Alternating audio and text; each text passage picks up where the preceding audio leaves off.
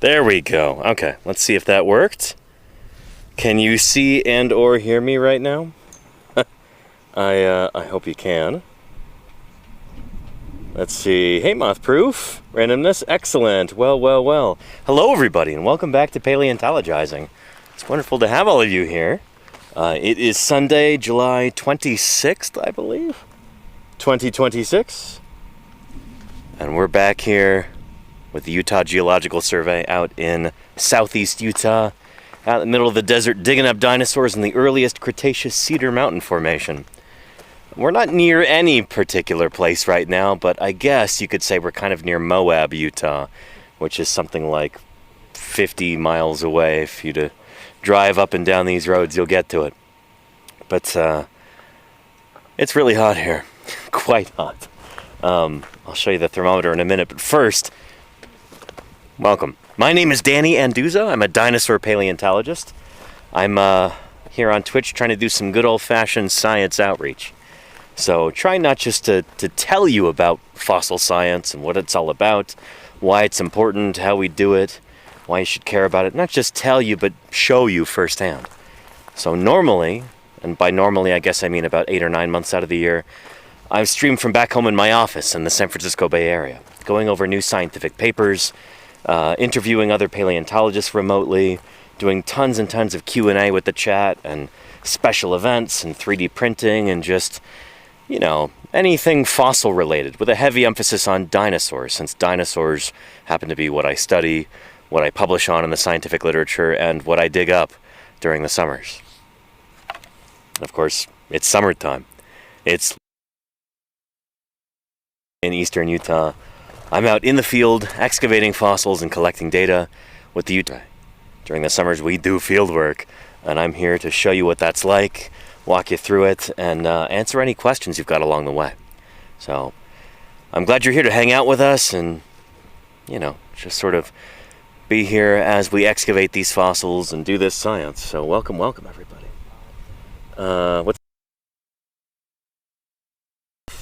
Continue to excavate around it, and we've got a cap on it now. There's a top jacket there. I'll show you in a few minutes. And yeah.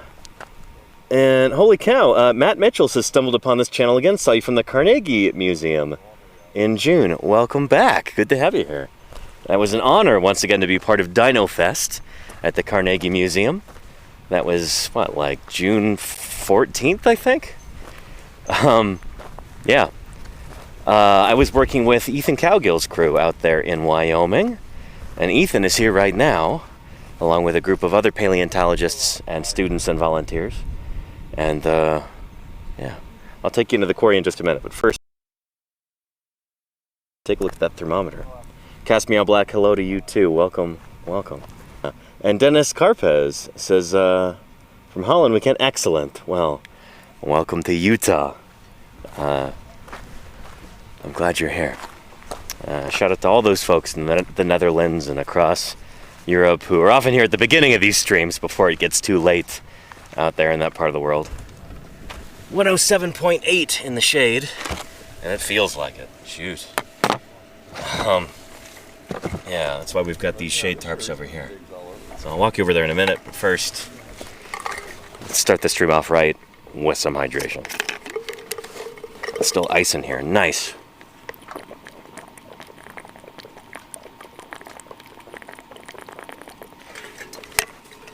That's lovely. Ice is such a precious commodity in this part of the world at this time of year. And Gabriel the Achillibator, hey, welcome. Thanks for joining us again. I do feel like it's been a while. B-Day visit to my fellow Leptoceratops fan. We were just talking about Leptoceratopsids a minute ago, Gabriel, but welcome back. Is it your birthday today? If so, happy birthday. Thanks for spending part of your special day with us here. Hopefully I can make your day just a little bit more special with some dinosaur excavation here. So, yeah. Oh, Sue, you're probably new to this, huh? I was getting the scoop. Yeah. I do these live streams pretty much daily here whenever I can. But just walking around the quarry, doing, excavating on camera and answering questions and that kind of thing. So, yeah.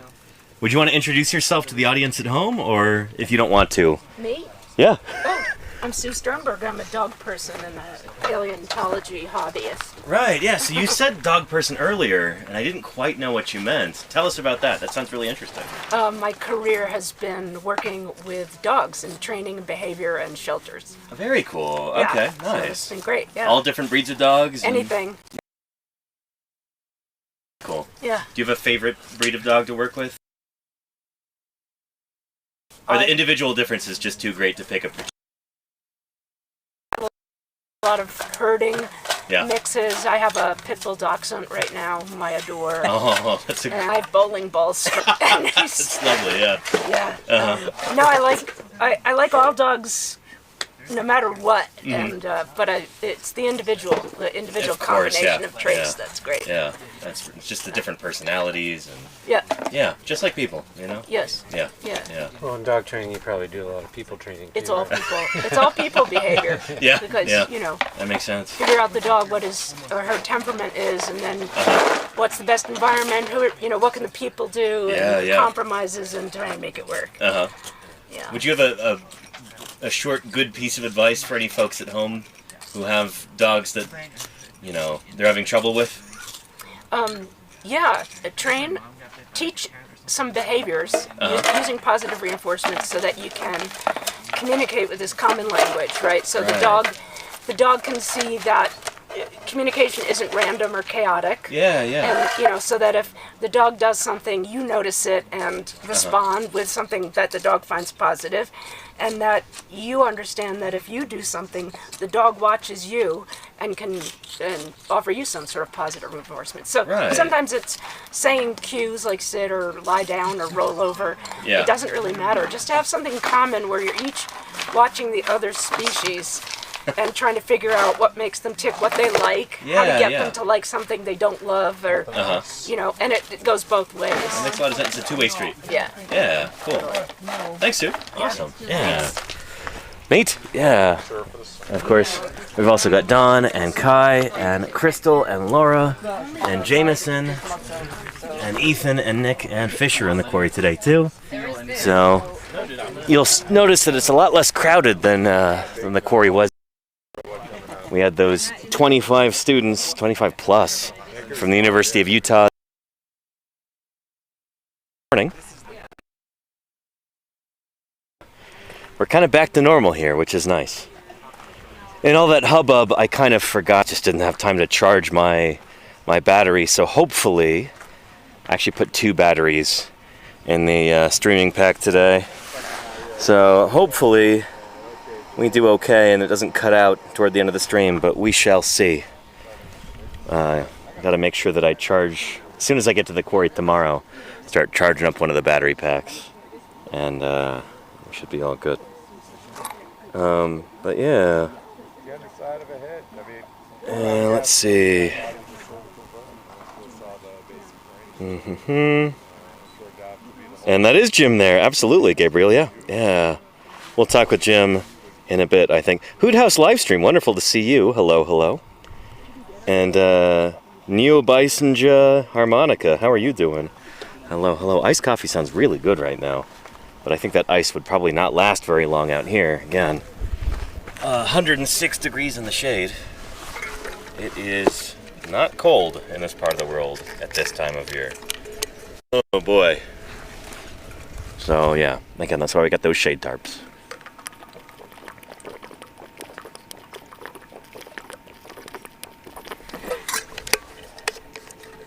I have to drink so much more water while I'm streaming. Lose a lot of moisture, I think. And generate a lot of heat just by walking around and talking to the camera. So yeah. Kirk says, yeah, but it's a dry heat. Still, 106 degrees Fahrenheit in the shade. It's, to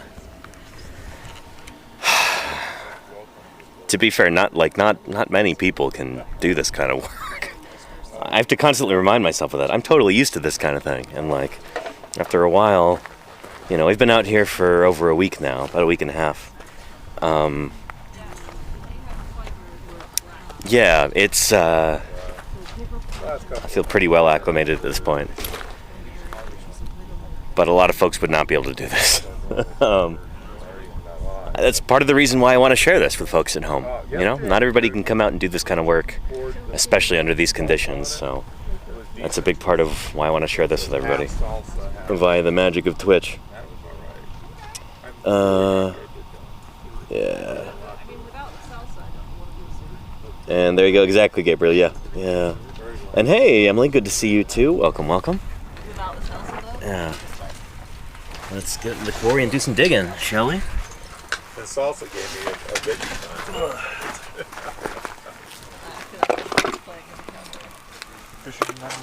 time. Any new bones, Ethan? Pop up since the. Okay, we got these capped already. There's the scapula under there. That one is. Is the rib head we were thinking under this one? Might be a limbo. Might be a limb bone, yeah, because Dawn said maybe a small femur. Maybe. Another little tiny bone right here. I'll be working around this, I guess. Literally. And then we'll see what else happens. Yeah. We're gonna like drop the thing and like step back. Yeah. I don't know what it is. I don't know if it's like. And Gabriel, we're in the earliest Cretaceous Cedar Mountain Formation here. So, rock's about 142 million years old.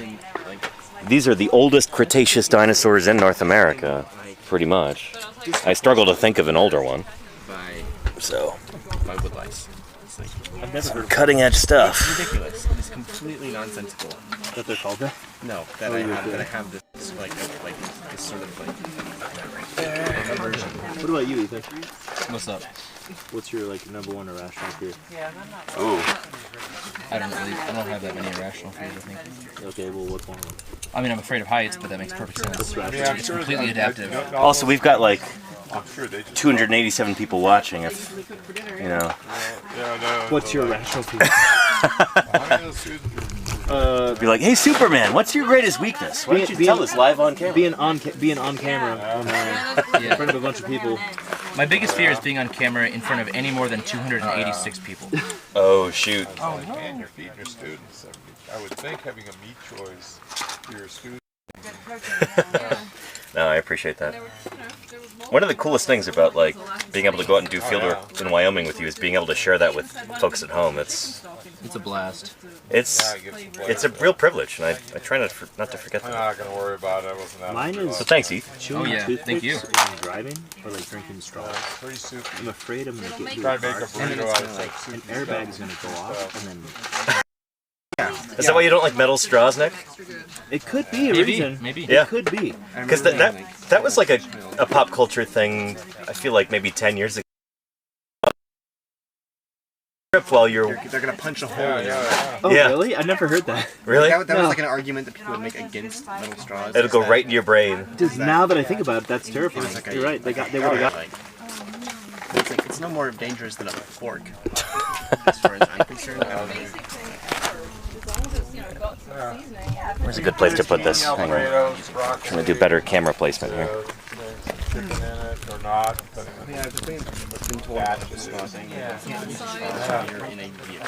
It's simple. Suddenly, Good. Oh, really? This is like a I do think. I remember being told that. What if you just don't pick the cup up? You just kind of lean over. That's what I do. Yeah. I consciously, like, if I have a toothpick in my mouth, I'll put it to the side. Oh yeah. A toothpick in the mouth. Or if I drink, I'll specifically not bring my drink up between me and the airbag. Yeah, well, Nice. tomorrow morning Don's gonna set up a fresh. Wow. Man, where are the good ones? I feel like I want a good bone, but I think a good irrational fear. yeah, I could use one of those too. My irrational fear is not finding good bones. I grew up with somebody who was deathly afraid of anteaters. Weird.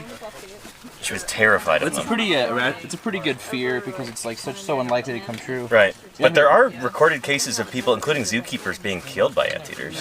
Their claws. Yeah, just and they'll hug you to their chest and they'll just dig their claws in you. Whoa. And then a giant anteater is like the size of a little pig or something. Yeah, that's what we're talking. Giant I anteaters. used to Yeah. like Nothing have like it this. scenes and I like have Yeah. to do it like Oh, yeah. outside and have a group with them. So, I mean, they'll kill jaguars and That's stuff. the one time that you don't do that. There was a scientific paper. So literally the Wasn't a paper? It was a news article about like a hunter in Argentina who he shot an anteater and he went over, walked over to it and it wasn't dead and then it killed him. I still can't It get threw over me. Let's see if I can find it. Why are people out here shooting anteaters? I mean, yeah, that's what I'm It asking. seems like of all the animals you could shoot, it seems like Yeah. it doesn't seem like engaging in sport. Absolutely. You don't even need to go out in the sun. You've got a tan. No, you're It's just an yellow. exotic beast. I cannot believe If I have it stuffed in my living room, people go, what is that? like Yeah. I wrestle it. Oh, giant in Brazil. A year? Or just that's just one Good story? thing you chose that It's one. verifying right now that I'm not a bot, and then I'll tell you. Check. This is not quick. Are you a robot? You were gonna get. Are you an anteater secretly pretending to be a human? Okay, separate incidents. This Oh, wow. thing, Computer check. which is really cool, and I kind of want one. Xenarthrin check? It's like it hooks to your tire, and it's a toilet seat that flips down, and it will support. Oh, your wow. butt, and you can sit on I'm it sure this is a and red have sheet. like a bucket What do you got? or a bag. Wow. I was like, that's actually. It could be a little limbo. That is really cool. Yeah, just Oh, interesting. Oh, that's really grim. Fisher, I don't know if I want to tell this story. Honestly, that's a bit of a bummer. Sick, dude. Sweet. Well, I could paraphrase, or just summarize. Hunter tried to, like, kill an anteater with a knife, and it hugged him to death, like it. Kissed him to death. That's so Yeah. sweet. Yeah. Yeah. Grabbed the man with his forelimbs, causing deep puncture wounds in his thighs and upper arms. So he bled out at the. Ontology. Yeah. Don't mess with anteaters. Like an exploded water. New chatter. Sleep says, if I ever get killed by an anteater. That's, you know what?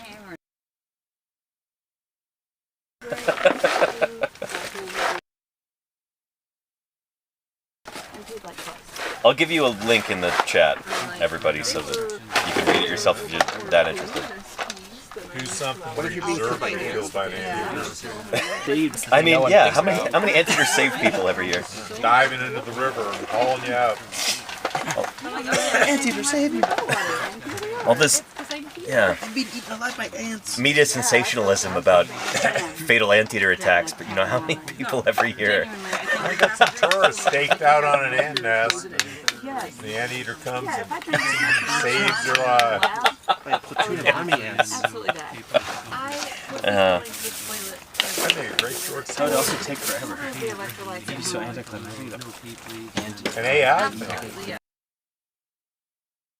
don't be having Put in the No.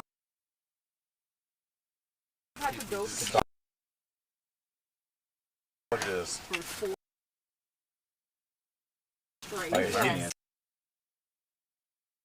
Outside of Hey, this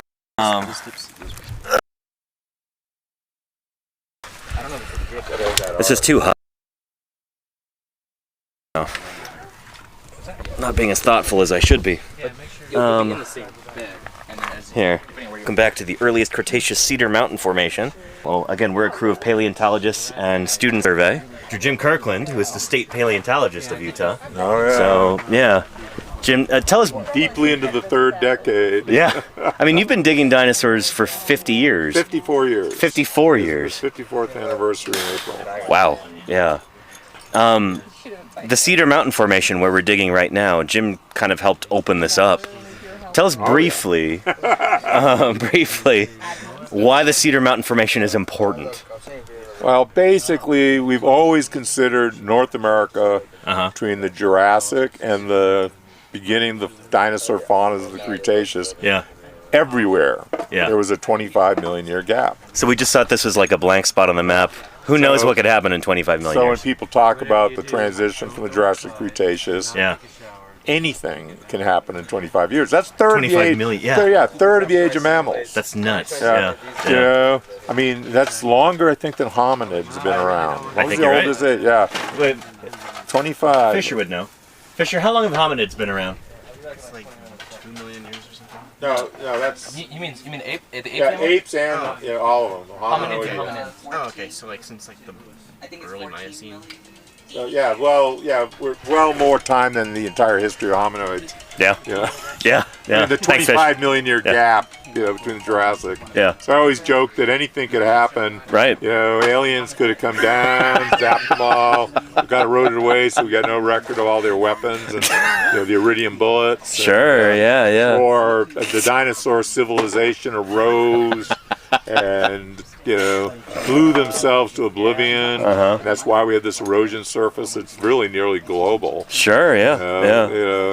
Extent. Yeah. But turns out here in in eastern Utah, on the north end of the Paradox Basin, because there was salt under us, 3,000 feet of salt deposited during the late Paleozoic Ice Age in the southern hemisphere. Right.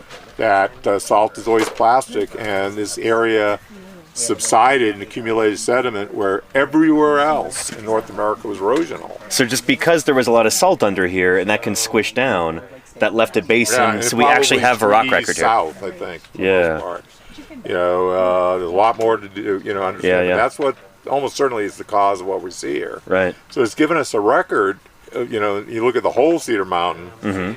Turns out now we have a record 45 million years of the entire early Cretaceous into the base of the upper Cretaceous. Yeah. Only place in the world that has that kind of a record. Yeah. Not China, not Spain, not anywhere. And that 40 million years is all the Cedar Mountain Formation. Like, that's nuts. And we're here at the bottom of it here. So this is the oldest Cretaceous multi-generic dinosaur bone bed anywhere in North America. Right. They have a site in France that, but it's mostly ornithomimids. A lot of good microfossils. They got a lot of turtles and little animals. It's a very important site, but not a huge amount of dinosaurs. Right. But a very important site as well. But for North America, this is the earliest, and it's shown us what happened after the Jurassic dinosaur megafaunal extinction. Right, yeah. Because we're not seeing any of our Jurassic friends. No stegosaurs, no brachiosaurs. No diplodocids, no camarasaurs. Yeah. They all, even the brachiosauroid that comes in a little later. Yeah. Comes in from Europe, right? It's almost certainly from Europe, is what Europeans think. Even Brachiosaurus went extinct. All of them, 100%. Yeah.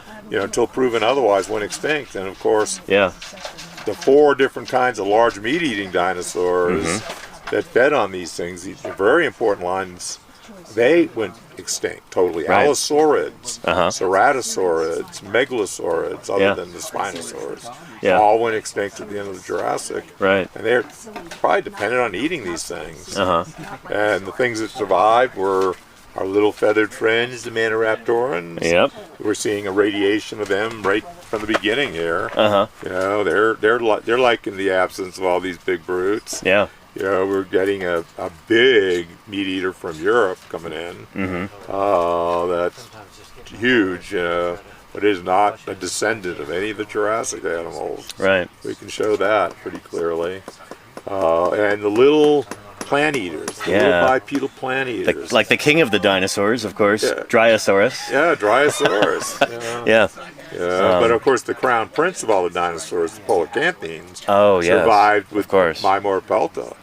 And radiate, I think they went to Europe from here. Anytime we talk about that animal, I almost feel like people might get confused because, Jim has been working on ankylosaurs for a long time. And did you discover or name Mimorpelta? I discovered it. I named it. Yeah. So every time Jim talks about it, it almost sounds like you're saying your Morapelta. No, it's Mimorpelta. Named for Pete Mygat and J.D. Moore who discovered the site. The Mygat Moore quarry, right? Which is mainly an Apatosaurus allosaur bone bed. Right. But there's like a certain proud, almost like a proud parent kind of way that you talk about it. Where you're like, oh yeah, my Morapelta. It's like, Jim's Morapelta? What? The animal's name is my Morapelta. Ever found in North America. Yeah. And the first one that was well documented anywhere in the world. So it's pretty neat. Soon thereafter, though, Ken Carpenter and the folks at the Western Paleo Labs got Gargoylosaurus. Gargoylosaurus, That's a separate line. It's so weird that you've got two ankylosaurs that show up. And they're not that close to each other. Right, where they're close is they're both near the base. They're sharing basal, that makes sense. crown group early on characters. But the closest relative Gargoylosaurus is in Portugal, Dracopelta. And those guys, you don't think they make it into the Cretaceous? They go extinct? I think they may give rise to ankylosaurids. Oh, but in Europe or elsewhere? Yeah, Eurasia, outside. yeah. So they go extinct in North America, but they're elsewhere. They survive elsewhere. Yeah, I really do, because interesting. they have characters. The Polacanthines have characters they do share with nodosaurids. Uh-huh. Yeah, and I think ankylosaurs have characters that are present in Gargoylosaurus. Right, yeah. Dracopelta. It's interesting, a lot to learn. You know, we're just throwing out our thoughts. Right. And data will change our thoughts without notice. Data like we're collecting here, yeah. So here in these guys rocks, go, a stegosaur skull. Okay, stegosaurs make it. that could happen in a place like this. This is why we're putting the energy in. The next fossil that we find here could be. You never know what it's going to be. You know. Yeah. It's kind of like live streaming. You never know what's going to happen. You know. Data wins every time. Anyway, yeah. So thanks, Jim. Nice little intro for the stream, and we'll get back to digging. Yep, that's an important site. Yeah. Let's see. We'll take it over. And Dr. Hub says meter square with 20 centimeter grid on the slope. No, so those are 1 meter apart. Those nails there. No, they're looking on the grid. Oh yeah, there we go. Thank you, Jim. Yeah. These are 20 centimeters here. Yeah, on a 1 meter grid. So anytime we're mapping out one of these fossils, we'll carry the grid over there. We'll line it up with these nails, and we draw it onto the map. So we'll probably be doing some more of that this afternoon. I'll see if I can get that on camera. But spot on, Dr. Dubs. Yes, indeed. Oh, and Mothproof KT's got a question, I guess for me and you, Jim. Is there a book that we could recommend for like learning the skeletal anatomy of dinosaurs as a group? As a group? Well, probably one of the most publicly accessible books to get into a lot of skeletal stuff is Dave Norman's Dinosaur Encyclopedia. Yeah, but that's from the 80s, It's still, you know. It's really good. I mean, there's groups that it doesn't get into, but there's no Therizinosaurs. They didn't bring it up to date like he wanted the second edition. Just ticked at him. Yeah. But I used that book early in my career as like a Bible. I love that book. Yeah. I have so many different research projects I've used to Dave come out of Norman that. wants to see it updated so much, and the publisher's like, well, people buy it. Why should we need to update it? Yeah. That costs money. We don't need to spend the money, and we got lots of people buying it every year. But yeah, let's see. In terms of understanding, but in terms of skeletal stuff, popular. Yeah. That's the best thing. Yeah, that's the Illustrated Encyclopedia of Dinosaurs by David Norman. I think publication date was like 1983 or something like that. So if anyone wants to do a book of similar scope and update it, they would be doing a major public contribution. Oh, absolutely, yeah. But there's so much more. Like, there's 10 times as much literature now. No, you have to keep it simple, you know. Yeah. But it's all the major groups, you know, Spinosaurs, picture, Spinosaurs, here's the skeletal stuff. Tom Holtz's book. He does it. Tom Holtz's book is pretty good. It's not bad. It's a monster, you know. Like something that's you can really dive into. Norman's was great. Yeah. No, totally agree. You know, and someone needs to do that again. Yeah. You know. Yeah. Thanks, Jim. Yeah. So Norman's Encyclopedia is good. But yeah, I also want to emphasize Tom Holtz's Dinosaurs Encyclopedia. I think it's from 2006. I can't believe it's 20 years old now. Crazy. But that's a good one, too. And I recommend that all the time. People ask for jobs. What are jobs in paleo? Putting together good popular books. Yeah. Is one of the jobs. But with science books nowadays, as Krista was telling us. Well, now you got to integrate it with the internet. Yeah. You know, there's definitely new approaches that.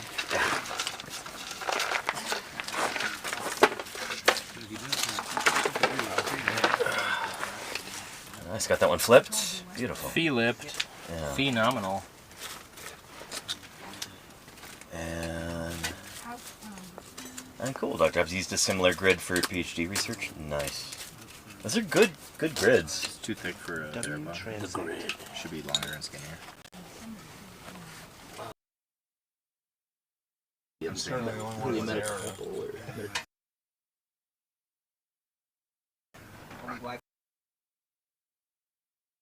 Eating hotels. Iguanodont.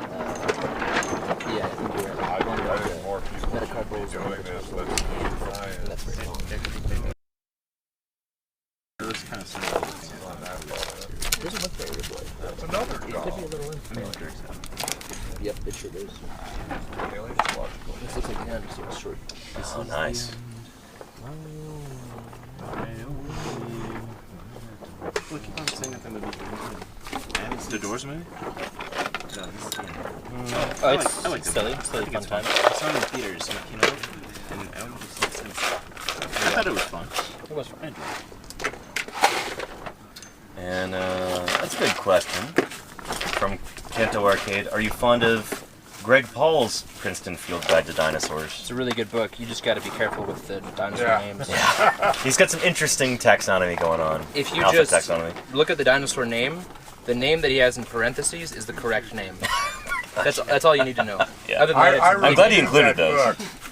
What's that? I reviewed that for John Hopkins. What'd you say, Jim? so, he'll have every dinosaur The version I reviewed, Uh-huh. commented on, was not the version and that was for all published. the Oh. He changed so what so he does is he much lumps Yeah. almost everything. He after lumps that. everything. I was So, for like, and example, you know, then he quotes it Utah back because Ceratops. he'd been working on Utah how you Ceratops illustrate is different like dinosaur in the groups, book, skeletals, because groups, Yeah, yeah. various views, and I just think I'm really, excited about putting out So it's like something lumping everything. that really goes through dinosaurs. This is how they should be looking. Yeah, yeah. Here's, coming at you to the side, how it's properly illustrated. Yeah.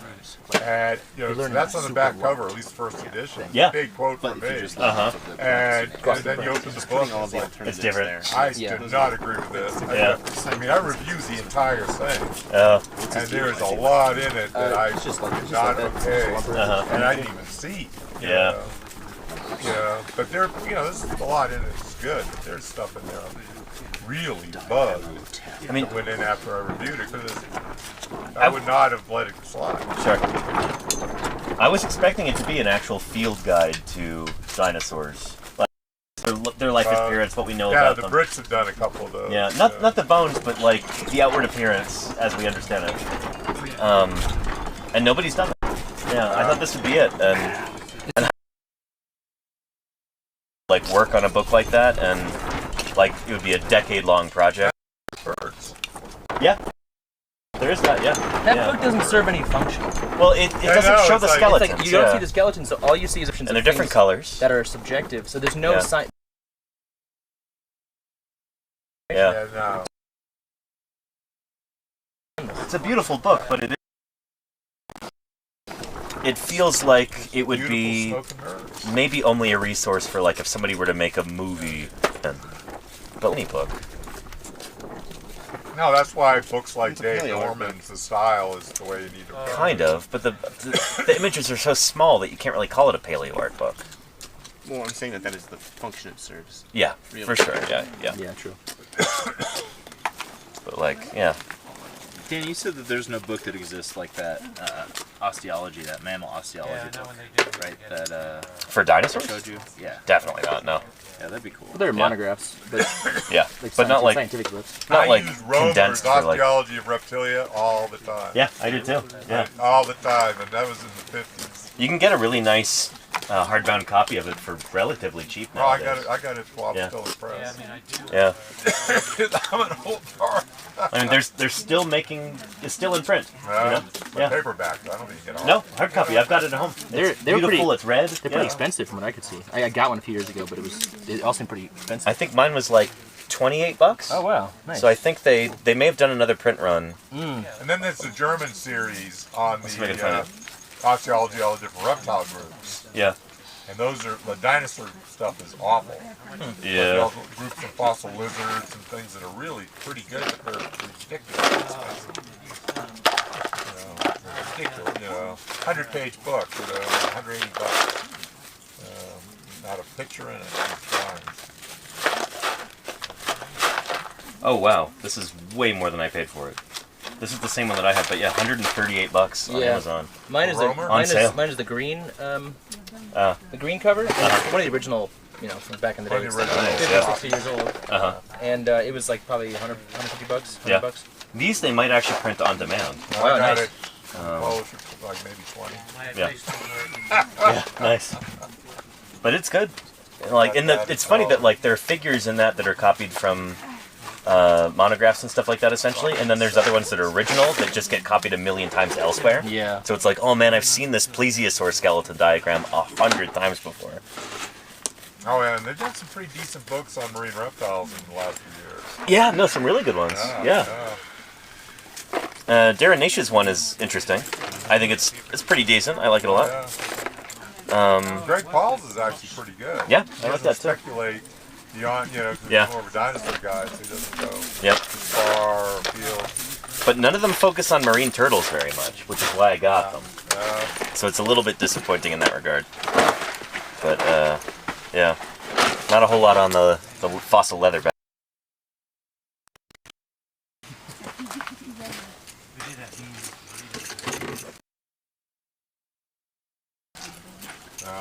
There's definitely drop Dave Norman an email and say, is your updated version going to get updated? Can you get breakaway from, what was that? Was that Cambridge that published that? It was Salamander Books is the one that I have, yeah. But are they tied to Cambridge? They might be. Away from them.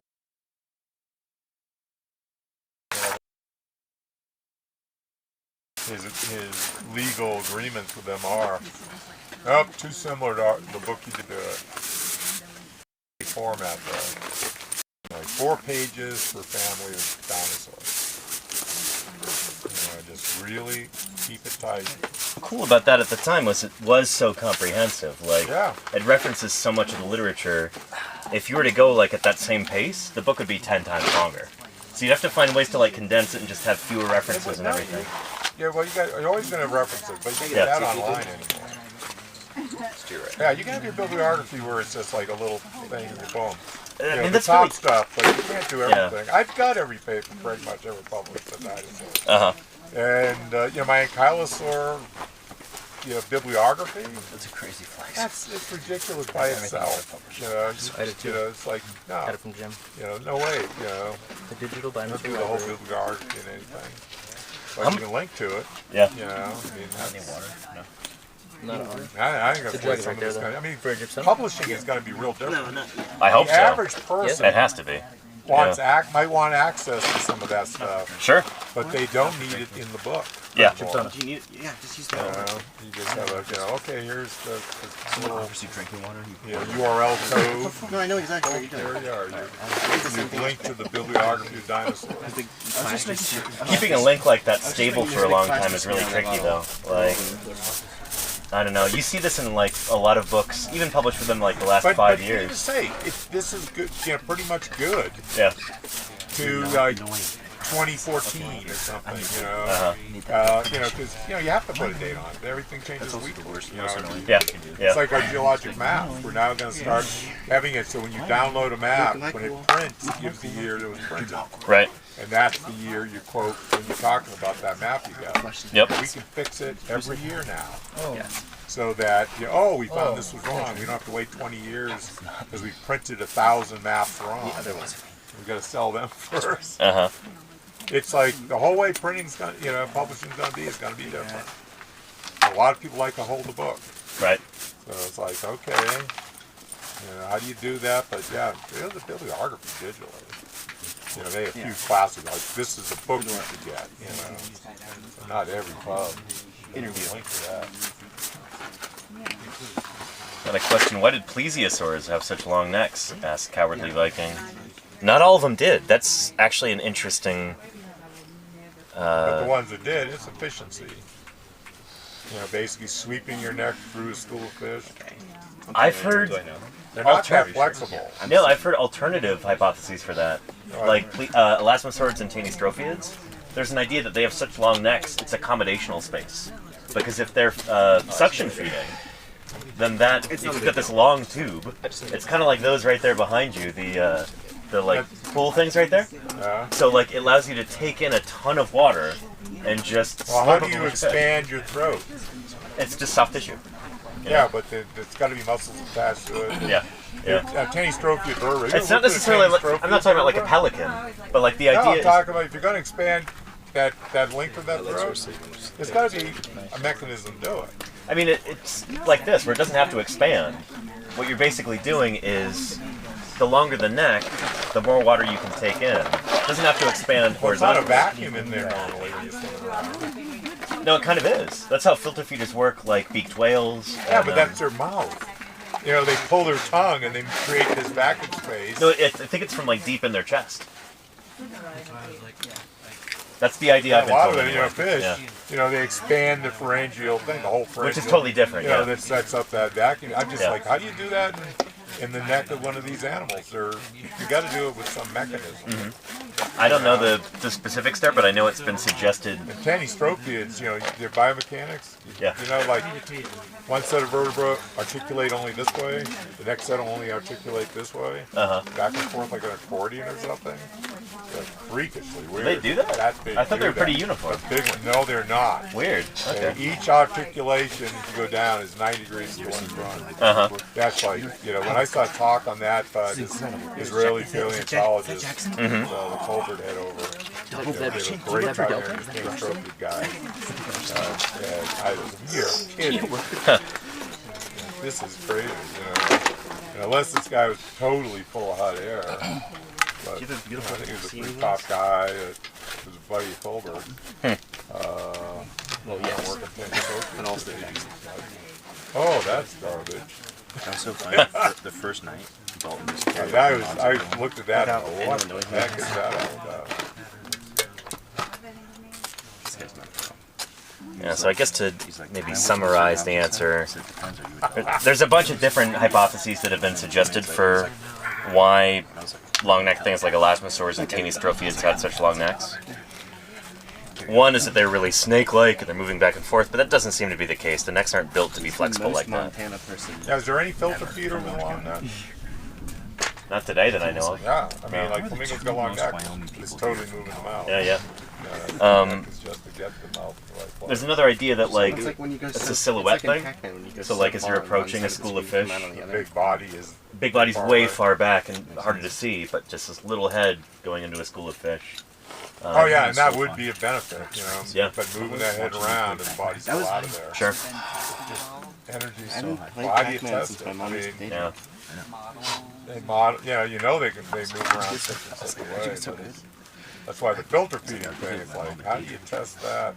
And all I can see is I see no biomechanical way to expand the throat space tied to opening the mouth. I don't think it's supposed to be expansion. It's a vacuum Yeah. down there. Yeah. Because basically, if you're using the lungs, expanding the lung area, to, diaphragm to make low thing, you're just adding space, so the vacuum isn't great. The lungs closer to the access point, Yeah, You just like stronger pull. psychosomatically like. It wouldn't be beneficial to move your vacuum back 50 feet. I don't know. Yeah, Yeah. that'd all It's be those dead space the in meat between. discs. Yeah, precisely. Speaking of which, why does it smell so very strong? I don't know. little gusto. I It smells like kimchi. I only smell it because Ethan said he smelled it. No, I didn't hear it until after you were talking about it. It smells kind of like kimchi. Yeah. That's what we were saying. What kind of kimchi? That's what you're saying? No, we were saying it smells like beef jerky. Oh. Same thing, you know. Same thing. It's made of the same thing. Yeah. You literally have beef. I'm out of the loop. The jerky loop. Danny, what you need is to have your boss hold beef jerky up to the air conditioning unit in a car, and then you'll know what we're talking about. Oh no. Did this happen to you? Hey, Nick. How you doing? I know, I Sorry. tried to give Ethan Yeah, it's been bad beef jerky. I knew, it was like, I don't like the taste of this jerky. You guys like it? It was insane. I opened it, and it was like, Jim was like, "You guys want to try this? Yeah, it's not very, like, it's I not don't very like good." this And I was like, "I don't know. Jim kind of has peculiar taste sometimes, so Yeah, well, maybe yeah, I had maybe it is COVID. good. Maybe it is good. Yeah. certain meat, it's Sure. hard to eat meat. Exactly. I take a bite of it, and it's oily, tasteless cadaver meat. It's the most disgusting. I mean, really, it's like, and then Don was like, Wow. "Let me try It's a that." descriptor. He took a little bite of it, and he had the exact same experience. Cadaver meat. It tasted like we just took a bite out of a cadaver. It was yeah, so bad. I knew, it was awful. I was like, It tasted like formalin and oily, disgusting town. I was just like, I just opened the, what the heck? I looked at it, and it was like green and shiny. It looked like it. No joke. Looked, tasted, felt like a cadaver. It How bit in my bad that mouth. was. I There was, gone like- back to the store, but we were Police tape in it too. several It's hours just- drive yeah. away. Fingernail. Yeah. A toe tag? It was that, the beef jerky and blending. Oh yeah, that's something. Oh, man. I love how you guys just all bought remember the that stuff, specific bag of these. How long ago was this? In Salt Lake. Yeah, okay. 12 years. It's That's like really fun. back of the hours away. I'm gonna go back hunting for for a a bag. week.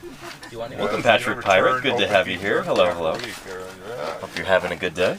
I'm fishing. No, it was like, yeah, you guys did not. Brother. Was they going out with business? I had no clue. It's like the grocery store with all these jerkies. They're like, what one do I pick? I need to start eating jerky, the snack and the Yep. And I get this stuff, and it's like, god awful. And I bought some stuff at a truck stop that I am like wishing I could figure out how to get more of it. It was like some kind of home-style jerky, and it was so good. It was like, man. So if I could ever find that again, I would buy that again. But it certainly wasn't this garbage.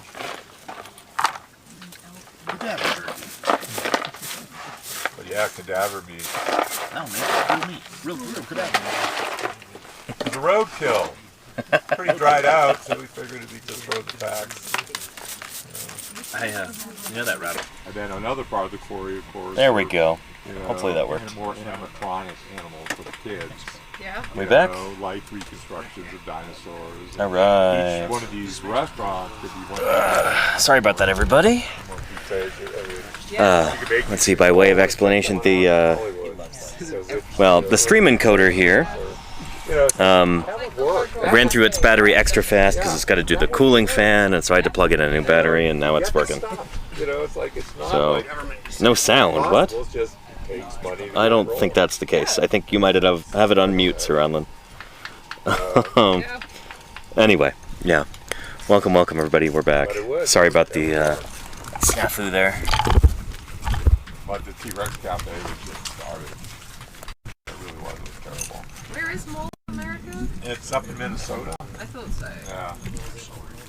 Right, it's the biggest place in the state. Yeah, they were going to build one like that in Salt Lake, and the governor vetoed it. Good. Out near where I live, which is really, it's already been ruined out there by the inland port. Yeah. But these all farm, horse properties and things. Yeah. Jimmy, your idea about the Dinosaur Dig site restaurant, do you want to repeat that? I got the stream was down for a second. Dinosaur Cafe. Yeah. What's this? You want investors? This will work. Yeah. Basically come in, it's paleo themed. Dinosaur Cafe to get in the door, not T-Rex. That was a boondoggle. Oh yeah. But you come in, one area is set up like a Victorian museum with brass and stuff, the tabletop. Does it have the dinner in the iguanodont? Yeah, well, you could just about, Yeah. And you look at the tabletops, and there's like little paleo cast stuff and stories like, oh, this is origin of feathers, or this is how we developed ammonites, or whatever. Just little bite-sized paleo things in your tabletops. Okay. So any table you stay at, looking through the table, and you're seeing a different tableau. Another room would be set up like a dig site, like this. So you see the high walls we have around us. Yeah. You set up the area with high walls around. Make it look like you get the tarps overhead and whatnot. Or maybe in one part there's tarps overhead, the other side is the sky, or and set up parts like the camp area where they're bringing out food, doing sushi for you, whatever. But you have cast bones and stuff on the wall. Yeah. Tabletops were like quarry maps, and, and field note type things. And different. Every tabletop somewhat different.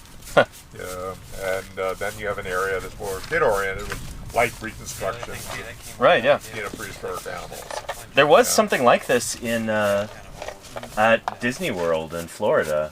In the Dino Land area, they had this. It was supposed to be like a field camp.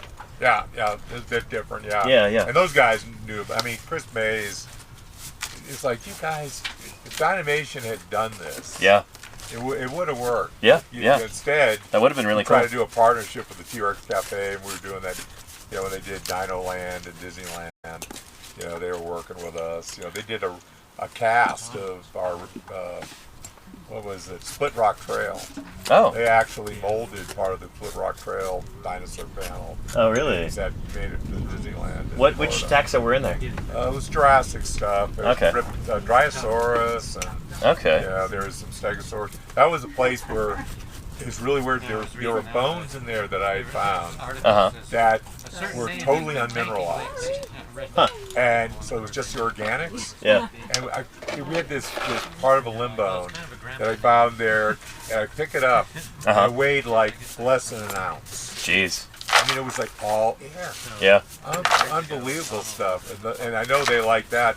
But they got like, Disney World, they had a Disney, Ned called Birdie a leg in a bell jar. Yeah. And the Gastonia, that Rob did with us, I mean, that's what led to the first Gastonia mount, was Disney funding us. So Really? That was a big part of Gastonia. Wow. I went there a couple years back before they closed it, because it's all gone now, unfortunately. Yeah, it's sad. And I did a live stream from there, just trying to document everything and be like, hey, this is cool. The whole thing was just like a love letter to dinosaur paleontology. And now it's gone, so. Yeah, Yeah. no, there's stuff like that, it's like, it was so cool. showmanship is not a bad thing. Yeah. But, of course, it'd be nice if they had like a little research component. So you go out on a Disney dig. Sure. And pay to have a paleontologist take you to the Gobi, get eye and stuff, or Hell Creek. No, it's so phasing. You watch this stuff. You change management, they don't see the vision. And it bellies up in a year or two. That's how all this stuff works. Let's see, we got a raid It's from... Mayan Cafe, Oh, holy cow, Salt Lake. 264 raiders from Amazonian. Sorry you raided in just as the encoder had died, but if any of you are still here, welcome to Paleontologizing. Welcome to a live dinosaur dig out here in eastern Utah. We're a group of paleontologists and students and volunteers excavating fossils and collecting data, and let me know if you've got any questions. Yeah. Good stuff. Point Blank says, you're in my backyard. Let's go. Cool. Are you from eastern Utah? Neat. Dawn of the Cretaceous fossil bed monument. It will benefit eastern Utah. Yeah. We'll be talking about... I want to do a whole interview about that at some point, Jim. Like, be a whole stream centered around it. I'm not pulling back anymore. Yeah. I know it is. I want to live to see it.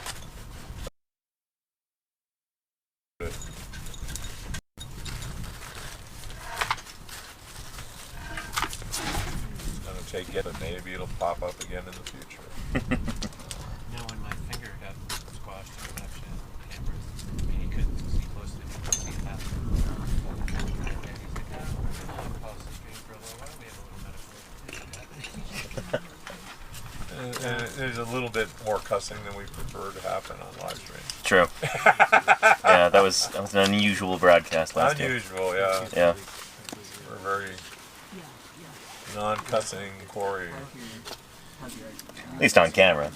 We're pretty much that way naturally. That's an important caveat. Yeah, we're pretty much Fair. naturally, not. Very Fisher. Very prim and proper around here.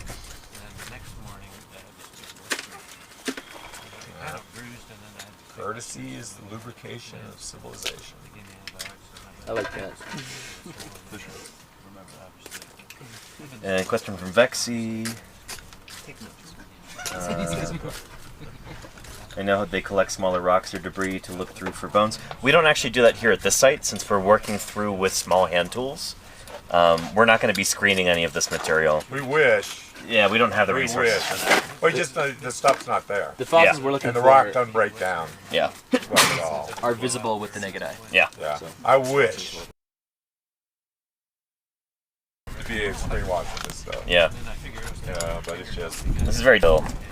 Yeah. In Wyoming, where like there's so many cool things that are going to be there in that matrix. Oh yeah. So, how many bags of matrix did you collect from Turtle Hill this year, Fisher? I don't know. At least two. At least Probably 19 to 20. Nice. Okay. Yeah. Yeah, we're doing Gold Springs and the Cayenne and stuff. All our back dirt, Yeah. instead of going into a hill, went into sacks. It was watched at Harvard. We collect all the matrix from the fossiliferous horizon. Yeah. Yeah. Fisher does, I mean. Oh, it's priceless. I mean, it give you a population, ecologic information. Never going to get from individuals, which are cool. And we've had a lot of it picked through already at McAllister. Yeah.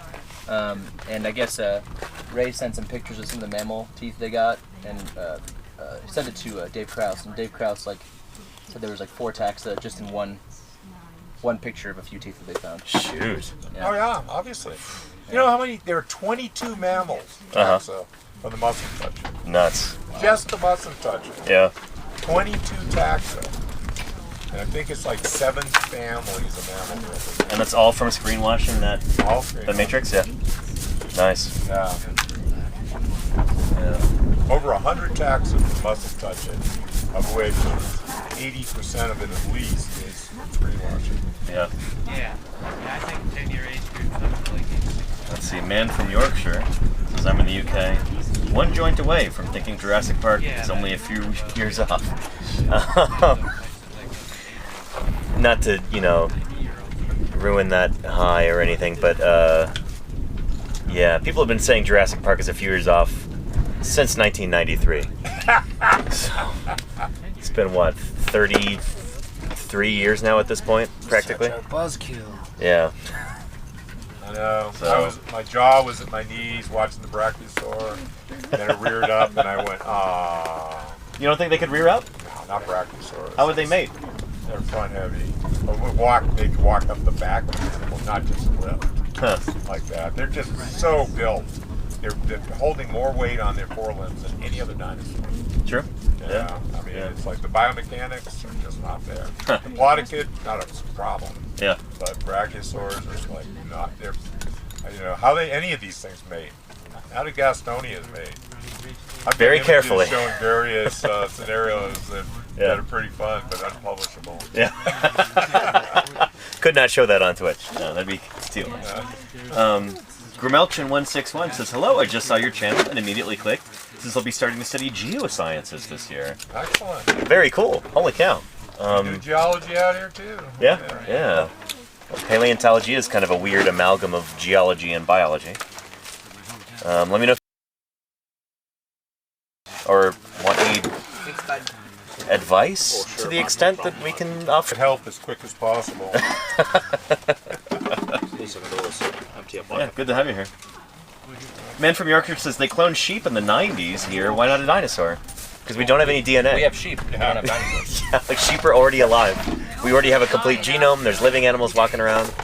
We don't have that for non-alien they can dinosaurs. Be the mother. Yeah. Someday we may have viable artificial eggs, but now there is no such thing. And we don't have a single scrap, not a single piece of any dinosaur's DNA from the Mesozoic. Just doesn't exist. None at all. Single scrap. Not a single nucleotide. Yeah, back breeding two dinosaurs from birds is pretty tough. How was the mailbox? Hopeful monster. It was great. It was empty, and I just got the job done. Nice. How was the river? It was good. Nick, can I have a drink in here? Yeah, dude. Where'd you go to swim? Don't touch my Gatorade. Oh, you did? Where's my Diet swim? Coke? No, I have that. You can have that thing. So you can run up to Swayze Beach, There you go. 2 miles north, and That's dangerous. fabulous beach No, they're good. beside the Green River. I'm just saying, Cottonwoods. it's ready. Yeah. Trace fossils falling from the cliffs. Oh man. It's ready. Yeah. Flash Gordon says, oh man, what a Twitch stream to be suggested. I'm getting recommended on the front page or something right now. Not so many people showing up. But welcome to Paleontologizing. We're digging up dinosaurs You got here. it. You can do it. Live on nice stream. And slow, nice and slow. Okay, the seal's broken. The dawn of the Cretaceous. Yeah. Nice work. David Carnival, you literally just finished watching Jurassic Park again? Well, welcome to the real thing. Yeah. Well, Even better. we're the Cretaceous Park. yeah, Yeah. we're the sequel to Jurassic. Yeah. Nice. That is good. Although most of the dinosaurs in memories. Jurassic Park are Cretaceous anyway. Oh yeah. There's only 2 that aren't in the first movie. There's none that were early Cretaceous. Yeah, it's Dilophosaurus. Oh no, sorry, That's early early Cretaceous. Jurassic. Early Jurassic, yeah. Yeah, no. No, we need Deinonychus. early. No, there is Deinonychus. Really? That's early Cretaceous. Yeah, late early Cretaceous. Yeah. Yep, it is early Cretaceous. Because Cloverleaf is what age? It's Velociraptor isn't, but yeah. But it's not Velociraptor in Jurassic Park. I know that. It's Deinonychus. Yeah. In the book. Funny story. You know about this, Jameson? Well, I know that Velociraptors were very unrealistic. Well, so here's the thing. Bad depictions of them. The ones that they show in the movie are not Velociraptor, they're Deinonychus. Oh, they said that they're Velociraptor. They call them Velociraptor. So they're supposed to be, but they're not? Yeah, or so there is... or they're just actually not, and the people got it wrong. They decided... It's a long story. Researching it. Yeah, yeah. A book that suggested that should be synonymized with the late Cretaceous Velociraptor from the Gobi. Right. And different continent, probably 30 million years apart in time. Yeah. Not likely to be the same genus. So Greg Paul wrote a book called Predatory Dinosaurs of the World, and in that he takes Deinonychus and he sinks it into Velociraptor. Okay. So he takes the species Deinonychus anteropus and he goes, no, put it in genus Velociraptor. Call it Velociraptor anteropus. Okay. And then that's the book that Michael Crichton was reading when he was writing Jurassic Park. He was referencing this. That's why they're called Velociraptor. And also, Velociraptor is just kind of a cooler sounding name. Sounds better. So. I mean, I kind of like Deinonychus. Deinonychus is a cool name Terrible too. Claw. Yeah. The raptor is getting. No, Utah Raptor came close to being named Dinoraptor. Whoa. Really? I'm glad it didn't get. Yeah, you wouldn't have your job if it had been, right? Yeah. Certainly, Utah Raptor is probably a good reason I got my job. Yeah. So if you're just tuning in, Jim over there is the Utah State Paleontologist. So Utah's got a state bird, a state flower, and a state paleontologist. Yeah. It's state bird and a state fossil and a state dinosaur. No state drink.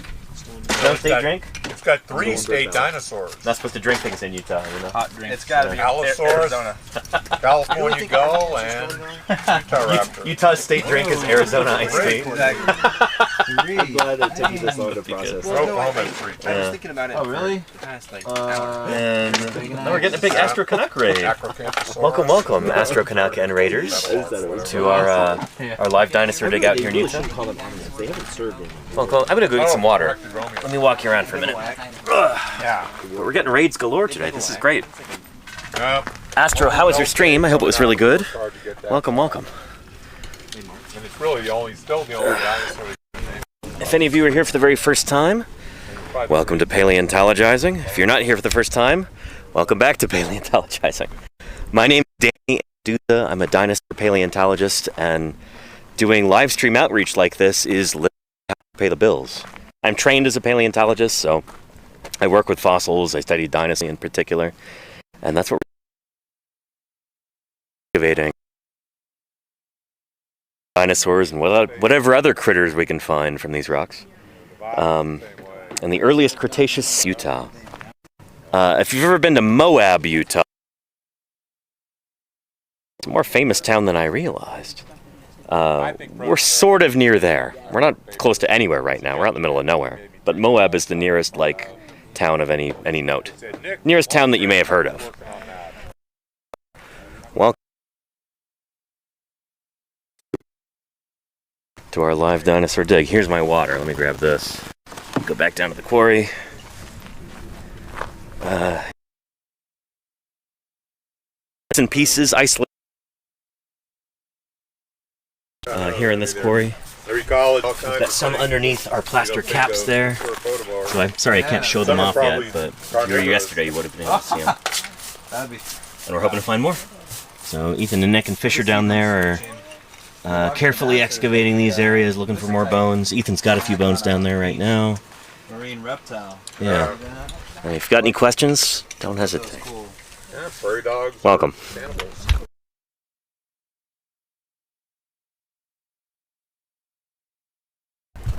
Yeah, that's true. Let's set this down.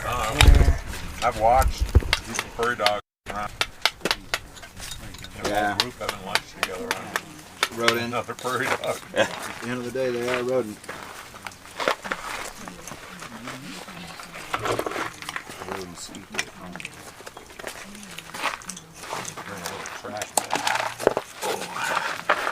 There's one over there. I can Oh, that's a handful. Oh, and Showed my lunch. Ed's in the chat. Ed says, made it back to Taos. Only one hit. This. Wow. But made it back already. Glad to hear it, Ed. The other day in a hailstorm. Yeah. No.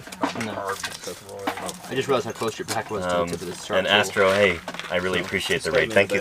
It's great to have you here. What are you up to in your stream? Tell me about it, if you wouldn't mind. Yeah. Lunapath says, if there was a dinosaur that would be a great pet for humans today, what would it be? Cockatiel? Yeah, budgie.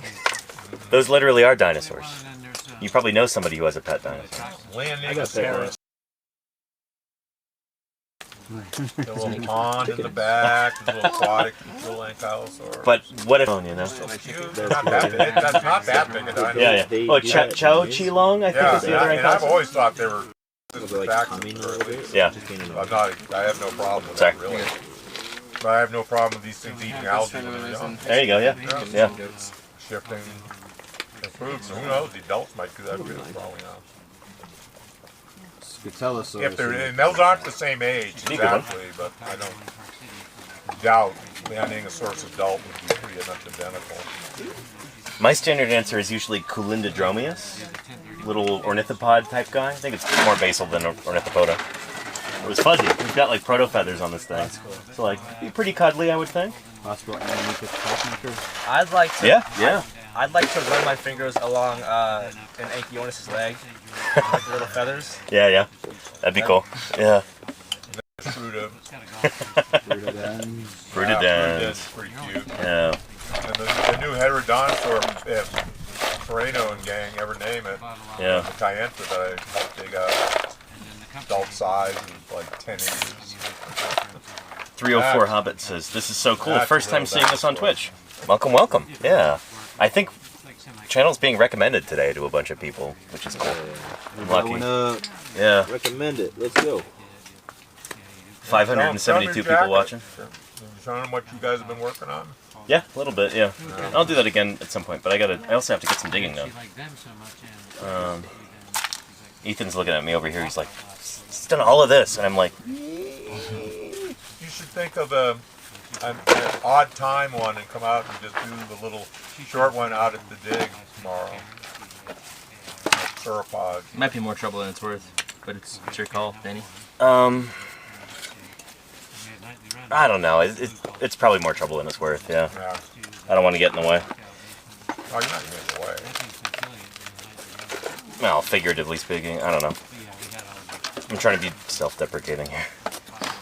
I'm trying to make fun of myself, and you guys are way too nice. If you have a pool, how long will the bone be? As long as her leg. So yeah, there's going to be a special operation happening tomorrow. Spec Ops. Yeah. Where a small strike team will be... Bone Team 6. Bone Team 6, yeah. Going out to go excavate a sauropod bone. And,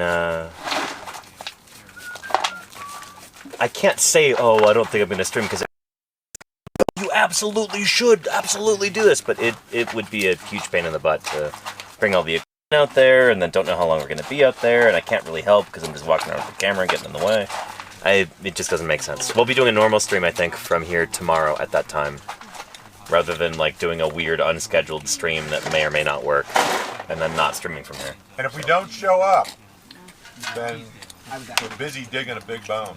Yeah, there you go. Yeah. If you show up, we're here when the stream starts. May not be. You sure it's a femur?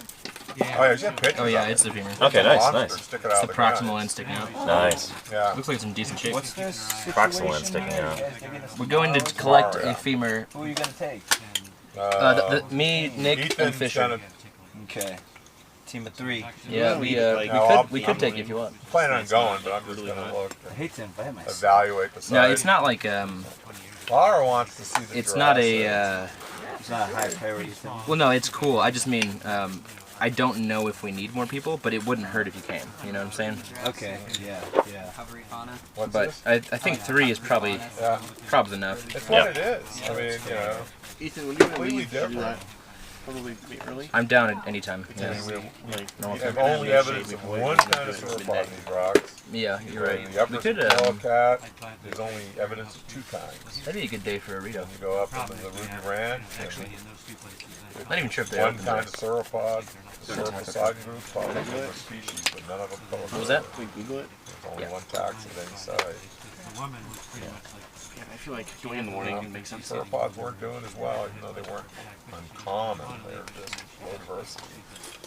No negotiation, no contingency, like pretty much. Well, a lot of work for people to do to figure out why, Yeah, they're open today. What was it? It's bad for sauropods. Is that Balint there? Balint, how are you doing? Welcome, welcome. Good to have you here. That's true. What's shaking? Yeah. I gotta focus on digging here. But, hope things are good with you, Balint. You and Lita and the kiddos and the cats and everybody else. My aunt's gonna be here in like. That is a nice metapodial. Yeah, so you that is definitely. Are you meeting? That's all Or certainly coming in anything here? done. my aunt. She's gonna. Don't you love to dig in the quarry? Yes. Yeah, there we go. Better than being on the phone. We got the quarry right here. This is a once in a lifetime opportunity. I don't know why this is. That's a good picture of it. I'd love to be able to go out with that cauliflower ground, get out of there early before it's too hot. That's why I'm like, I know, that's right. okay, let's see about a couple poles. One, do we have anything to set up a quickie little Oh yeah, it could be a manual. escape to? This is an iguanodont Park the so that car could be close a, enough so we can meta- put the top off the vehicle. one of the long ones. Show you what I'm working on, chat. You don't really have any of those actually. Really? Yeah. Hit a bit of a wall here. I need to just clear my head for a second. So this is a nice little diversion.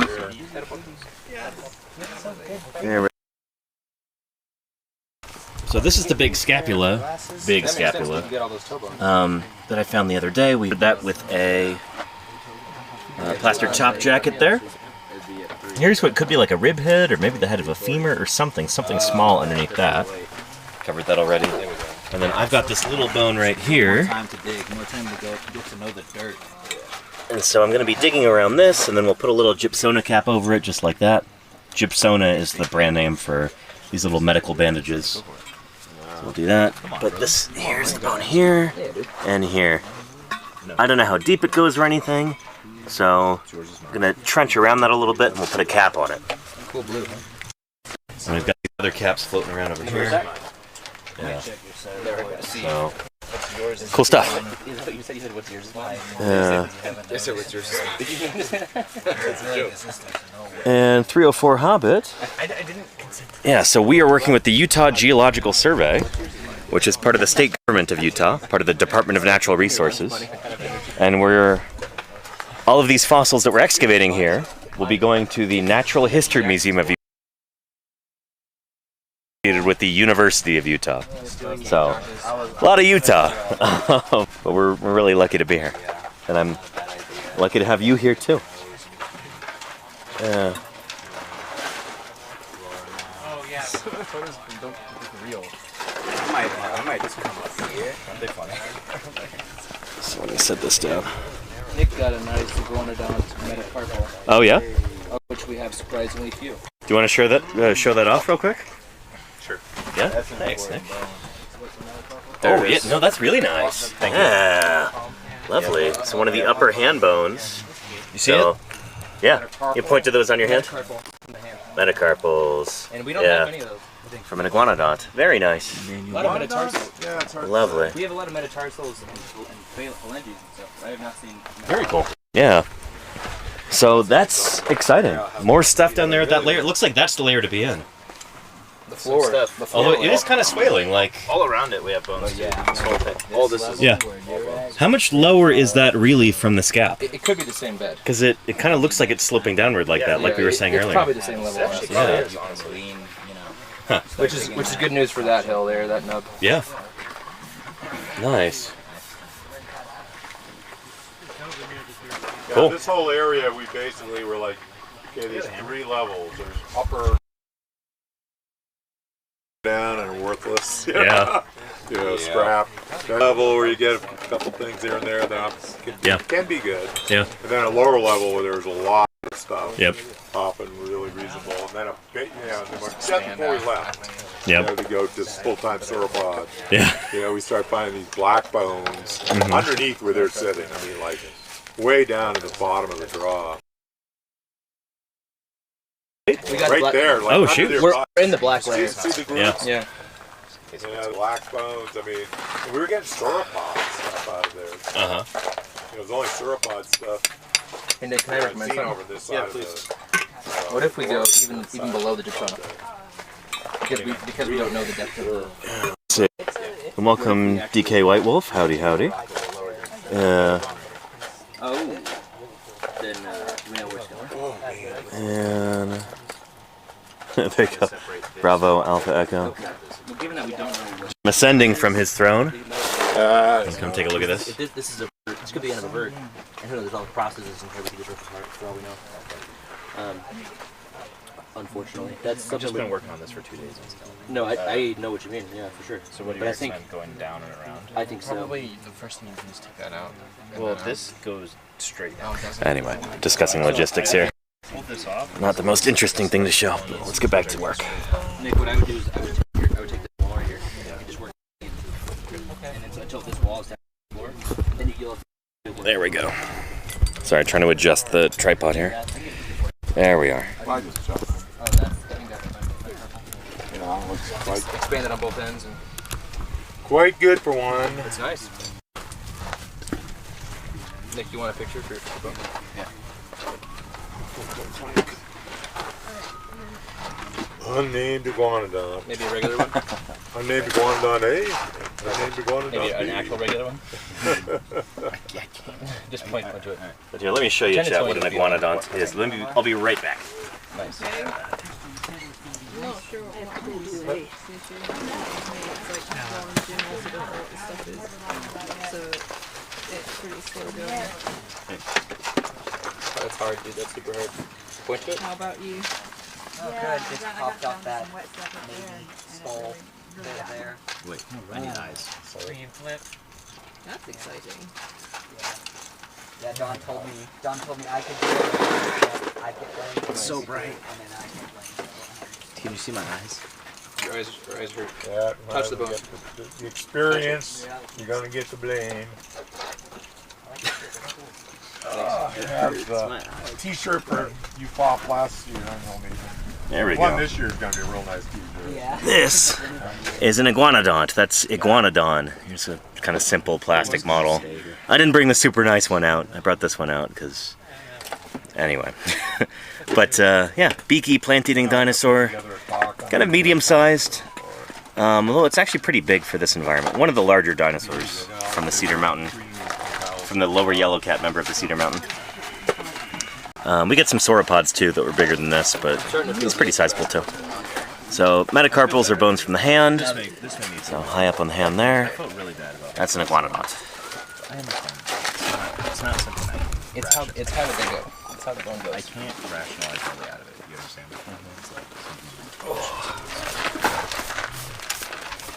It's how the bone goes. Especially because it was cool. If it was just something we don't know. You know what I mean? Yeah, but there's more. You know? Maybe. I get what you're saying. Yeah, it doesn't hurt to feel that way, but it's all good. It's productive.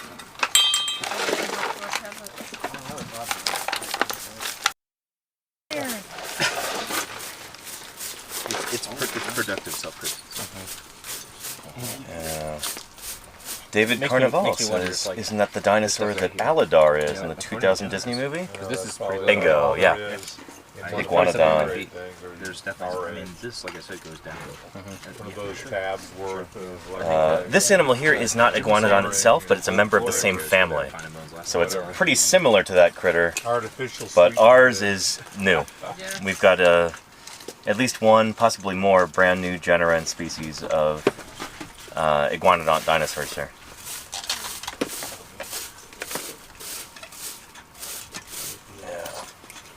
we got to figure out how 304 Hobbit says, it's hard to believe this is actually happening IRL. Believe it. Yeah, we should, like, Sound go footage stop from the Green River 1940. by a This is a works progress administration. Yeah. That is worker progress administration. What is it? Yeah. Works progress administration.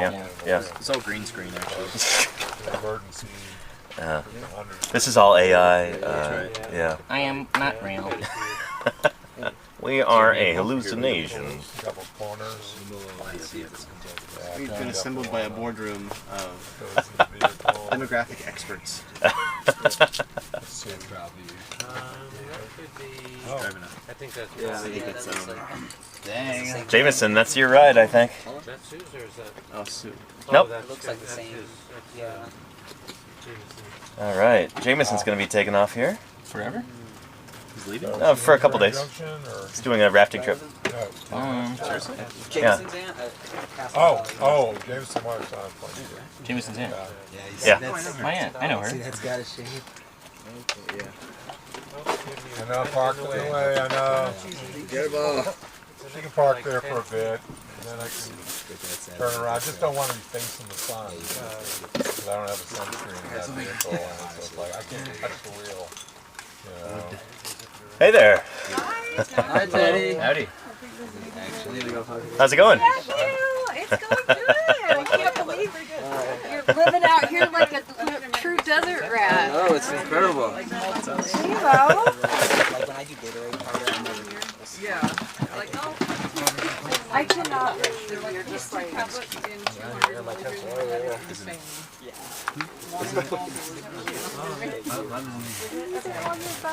Oh, yeah. Tell from here. How's it going? Hi, I saw you on the live stream. I'm Danny, yeah. Hi, Teddy. Teddy, great to meet you. Yeah, welcome. I'm Emily's sister. Awesome. Yeah. We've heard a good bit about you. Well, you guys have all day to talk out here. Right on. Hi. Are you the other boss knew what? guy? Yeah. Hi, Don. Teddy. What'd you got, brother? Can I make sure it's phone open before you go? You know, I want to hug. oh yeah, I was asking Emily. I was like, "Was JMO like getting wet?" She's like, "No, I don't think they really do that out there." Howdy, I'm Jim. Yeah, you can. And is Look, you can be out here all day. Yeah, obviously. Good call. Anthropology is crucial. Yes.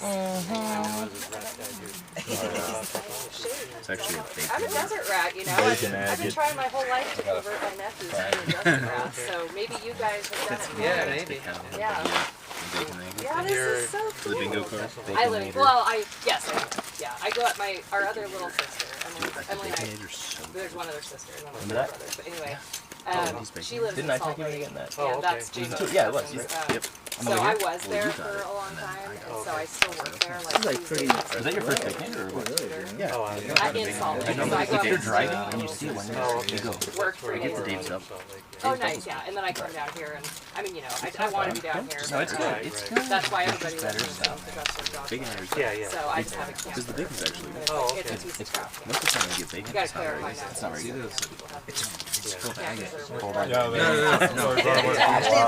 so yeah, but you know, we're trying to build a house, you know. Bacon agate braided.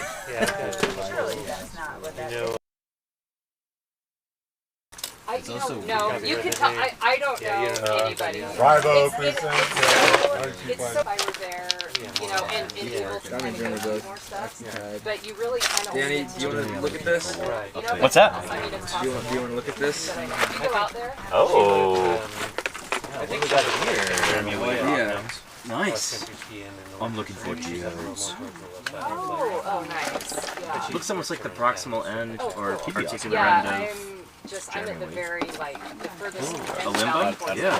Yeah, it looks like But anyway, so it's just really there. It's like, I wonder. and then we had all this. Do you think he's hourly rate? Drive around all winter. I mean, And just I chill was aside. like, I got to know all these roads. Do you think he like hire you like for a company? Yeah, we saw the one. You above it. Yeah, I was just like, I'd be in a totally. Oh, no. Well, There was a there YouTube was video some that was podcast bad. about It was it, like him too. explaining But not anyway, broken at all. I'm like, Plane I crash feel like he's I surviving lived that. Yeah, well done. if I lived just Right. So, here, let's get another bone pop. Let you show your chat. Get this up here. Here we go. Hey, Jamo. You just finally found it. Oh, I have this random plastic shovel in the truck, Jamo. Is that yours? No. Probably a phalanx or maybe. I don't remember. Yeah, I guess like a little carpal or phalanx. Going straight down, or is that the full extent of Like it? it has. I have no idea. Yeah. I mean, it stops there, but it's also where the rock is. So no clue. Neat. So is it Jim? Jim. Okay. So are you? Pretty asymmetric. Makes me. Yeah, I know. I'm worried. It's like, is that just a weird big old man? Tell me something. I just mean by asymmetric, it makes me think it might be a. I have a friend who drives an excavator. Or something. He's like, oh yeah. Well, then Jameson's Looks a little asymmetrical to be a centrum, but who knows? His dad's So another bone right here. Just popped up. Yeah, he got a bone just in time. Nice. Bone Dan Harrison. Well, so he's always High, digging up dinosaurs. high desert. So he's ground. Thank you. Yeah, exactly. Very cool. Exactly. Yeah, That's- it's Starting to get stuff more and more often. This is someone's awesome. breaking the law there. So they are digging up. If they're digging up bones. dinosaurs, well, there's dinosaurs out there. Well, anyway, he gave me 2 of them, and I forgot I was going to bring. I'll give them to James. Yeah. And bring back and So you no, can look at them. probably Oh, he's like, do you want some? could be a phalanx, so like a big finger or toe bone. Yeah. Presumably a toe bone. Oh But yeah, who 2. knows? I mean, it's like one. It's embedded. Could potentially be part of a metacarpal if it's broken and standing. That's unlikely. Could be the middle of a vertebra, like a vertebral It's their centrum, pit, I guess. but not really sure. Probably like maybe placing some bones. Yeah. If they're in their gravel pit, Yeah. they're getting bones there. They do. Anyway, sorry. Things are a little chaotic in the quarry right now. Really? Oh yeah, they got a mammoth. But Dan found a mammoth, part of mammoth skull with the back of it. Yeah, high desert. They have a They have a gravel quarry to produce mammoths. Well, back this down guy again. also, Who is it? 619-536. The laughing crying. I think he watched them. Now, if it's that bone out of Dan's site, Dan so I don't works wanna, in the like, museum mess that there. up. You won't Where ruin he my puts his graphic. stuff. Yeah. I probably wouldn't be happy. Blue is fine. That just keeps the bone in good shape. You Because he was What I'm saying is, like, Right. oh no, I mean he's told me so many tall tales. But let it It's like, be encased. but anyway, so he gave it to. Oh yeah, no, he claims he won. Everyone's getting phone calls. So should I just leave like the back and just like bring this wall down? Florence. Holy cow, Spartan! Thank you for those We're like, oh, you and Jack. 10 gift subs. Really appreciate that. So, Thank you for your support. Now, Dan, Bo, 10 people won't have to watch any ads at all for the next month. Thanks to you. I appreciate it. Thank you, Spartan. did you guys We're stalwart supporters here. And then Oh, that's got to be Sue Starr. Oh, yeah, I can. So I just didn't want to like. Yeah, no, I just I'm didn't not wanna- parked in your way No, there. I just didn't want to drive up on like the desert. Yeah, and you're turn around. okay. Is it okay to do Yeah, that you there? can- Of course, you found a bone. I'll do that. Yeah, you can turn around. And get out of. Well, it was like. Don't touch Yeah. So, okay, well, so this is what you guys do, huh? Yep, one of our many sites. Of course I do. I just found it. It's right there. Little Marcello. You're Holy working. cow! End of a bone going in. Straight down. Probably. Is it going? Do you think it's straight down? Or Alright, I not? want to put a gypsona cap on this little guy, I think. I could just pop it, but it looks like it's going to crack in half if I try to do that, so. Good call. I'm pro gypsona. Yeah. Is it time to go? Take one little hang skip. out. So your mom will be there. Every at little 5. strip And gonna be Haley alright. will be- Well, Haley's going to Castle Valley, but then we'll probably go to Red Cliff. Okay. I'm on 12-hour time difference, so I'm like, I'm extremely tired. So I'm gonna try to stay up till bedtime. Well, I can drive to the hotel. What a weird time. Oh, I mean, I'll stay awake. What? I'm just saying I might. My grandpa has Instagram now. I'm in a daze, and it's hot out there. He's like 90 years old. Okay. Does he follow her or hers? He doesn't follow her. He doesn't know how to follow her. I had to show him how to follow her. He's not handling me. Yeah, no. Graham, you realize J-Lo's like living outside of us But to like be all day, every day. It's really fun. He's like, what? I love that. I sleep in the sleep. Yeah, if he wasn't having to go to school, he'd probably come out and do gigs off season. I hope so. Yeah, because it's like, I mean, we do this for students. This is better than school, J-Lo, so Oh, I I think you know. can Agreed. convince your dad. Just let me You live can, right here. yeah, Anyone can come. come to the camper every once in a while. Anyone just sit Yeah. in. Like winter break. Out here. Yeah. Yeah. Everyone's winter But break you means still have Christmas. to. Alright. When you work, you gotta work for fun. I mean, Nick, will you throw me that gypsona next to you? we have power. To your left? Oh, thank you. All right, flour. Nice. We got cheese. We got the What's that? Soak that whole thing. Oh yeah, just yeah, we got Wi-Fi here. These guys are fraction of the brain. take a big mouthful of water and just scoop. Oh, you can set up, a couple panels. Now, the technology, the world is changing so much. I think Sue up there taking some pictures. Well, that's why sometimes I'm like, she might be looking to, he lives up above, that thunder or something. You just heard thunder? Oh yeah. Mill Canyon is come north of we used to listen to that all the time in the Hell Creek. Because he goes, thunder. Sounds like hell. There's a big sweeping curve. Sounds great. You probably know just like I like the part where he says thunder. That's pretty much right there. Before you get to I know she likes Drake. Yeah. That song's road that goes off there. I like to played all my favorite Go up and Drake songs on the border. And I was like, oh, the band's coming on just as I come on to camp.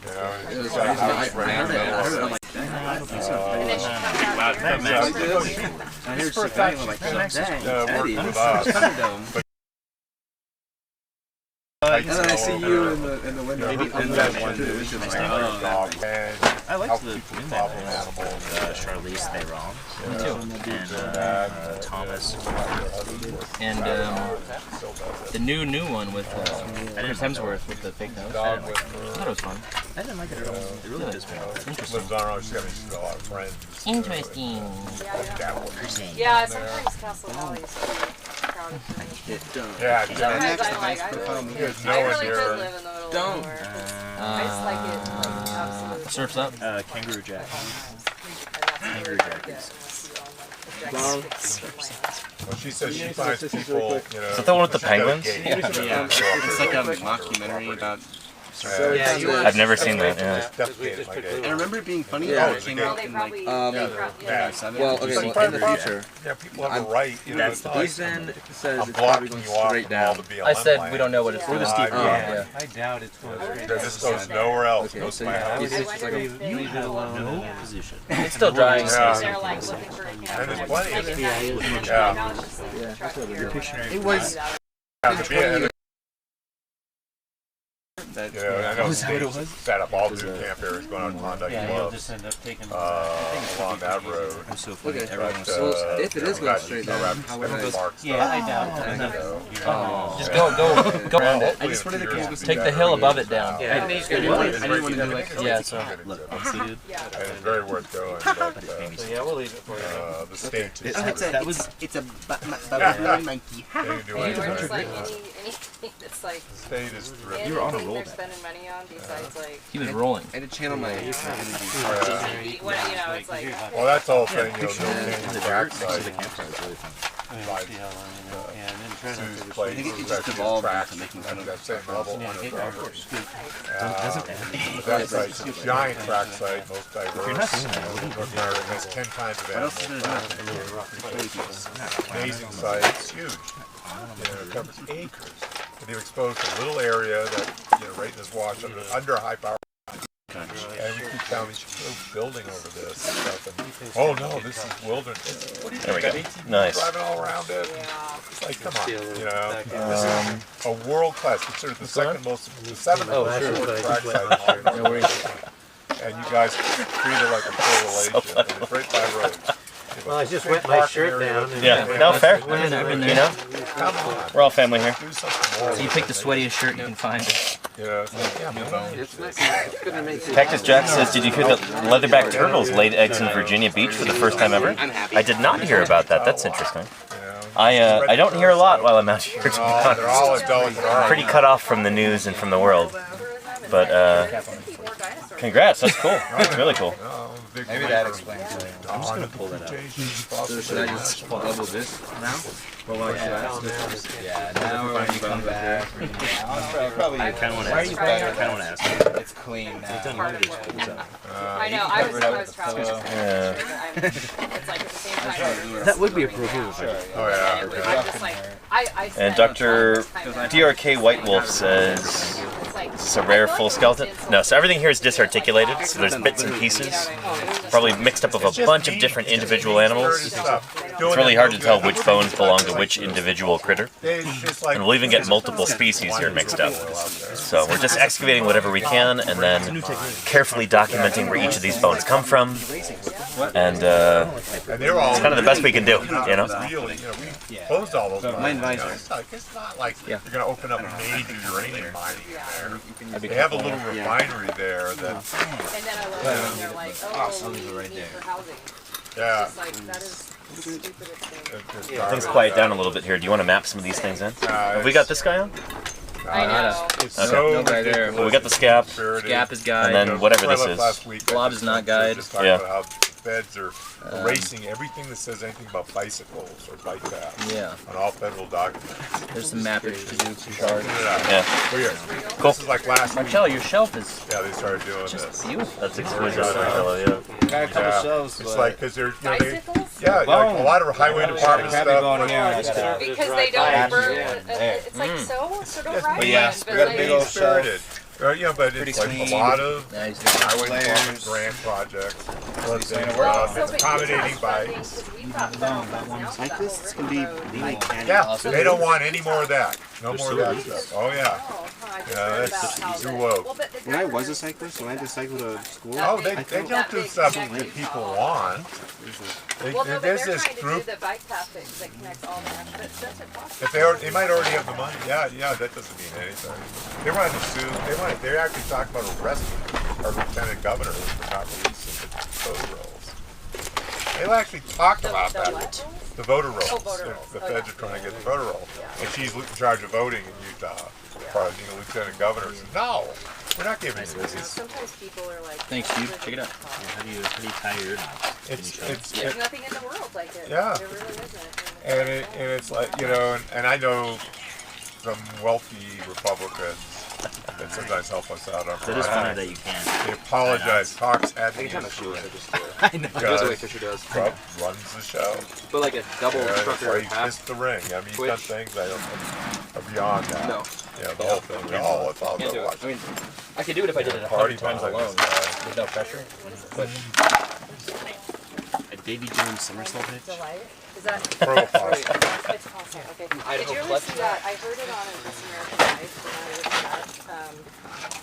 This woman made this like bounce cat poster, and she put these pictures of this really dangerous hospital. Oh yeah. Did you see that? It is so funny. I also do bobcats. Oh really? Oh yeah, people do it, coyotes. But she put this. But this is a Really? while ago. But she put her real number on, and she basically said it was sort of like an experiment in like how how kind or mean Americans are. She's like 10% of the people were really mean. They were like, how could you? And then 10% of people were like genuinely nice, and they were just like, don't hold that. Don't touch it. And then she's like, Gene the other won. 80% were somewhere. I gotta say, this is the weirdest potato planting We operation don't I've ever know. seen. Yeah. That's what. We just can't seem to get it right. because we're Irish, we're planting potatoes. I like they do on something, like I think it's a Pomeranian, but I found this dog. It's pretty feisty, and it's a Wolverine. Yeah.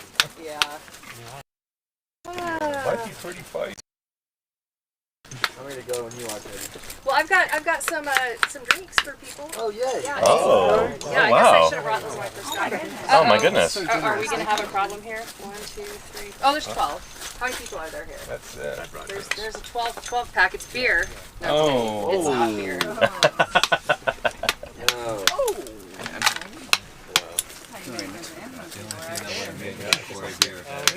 Cold, it could be anything. If it's cold water, I'd be happy.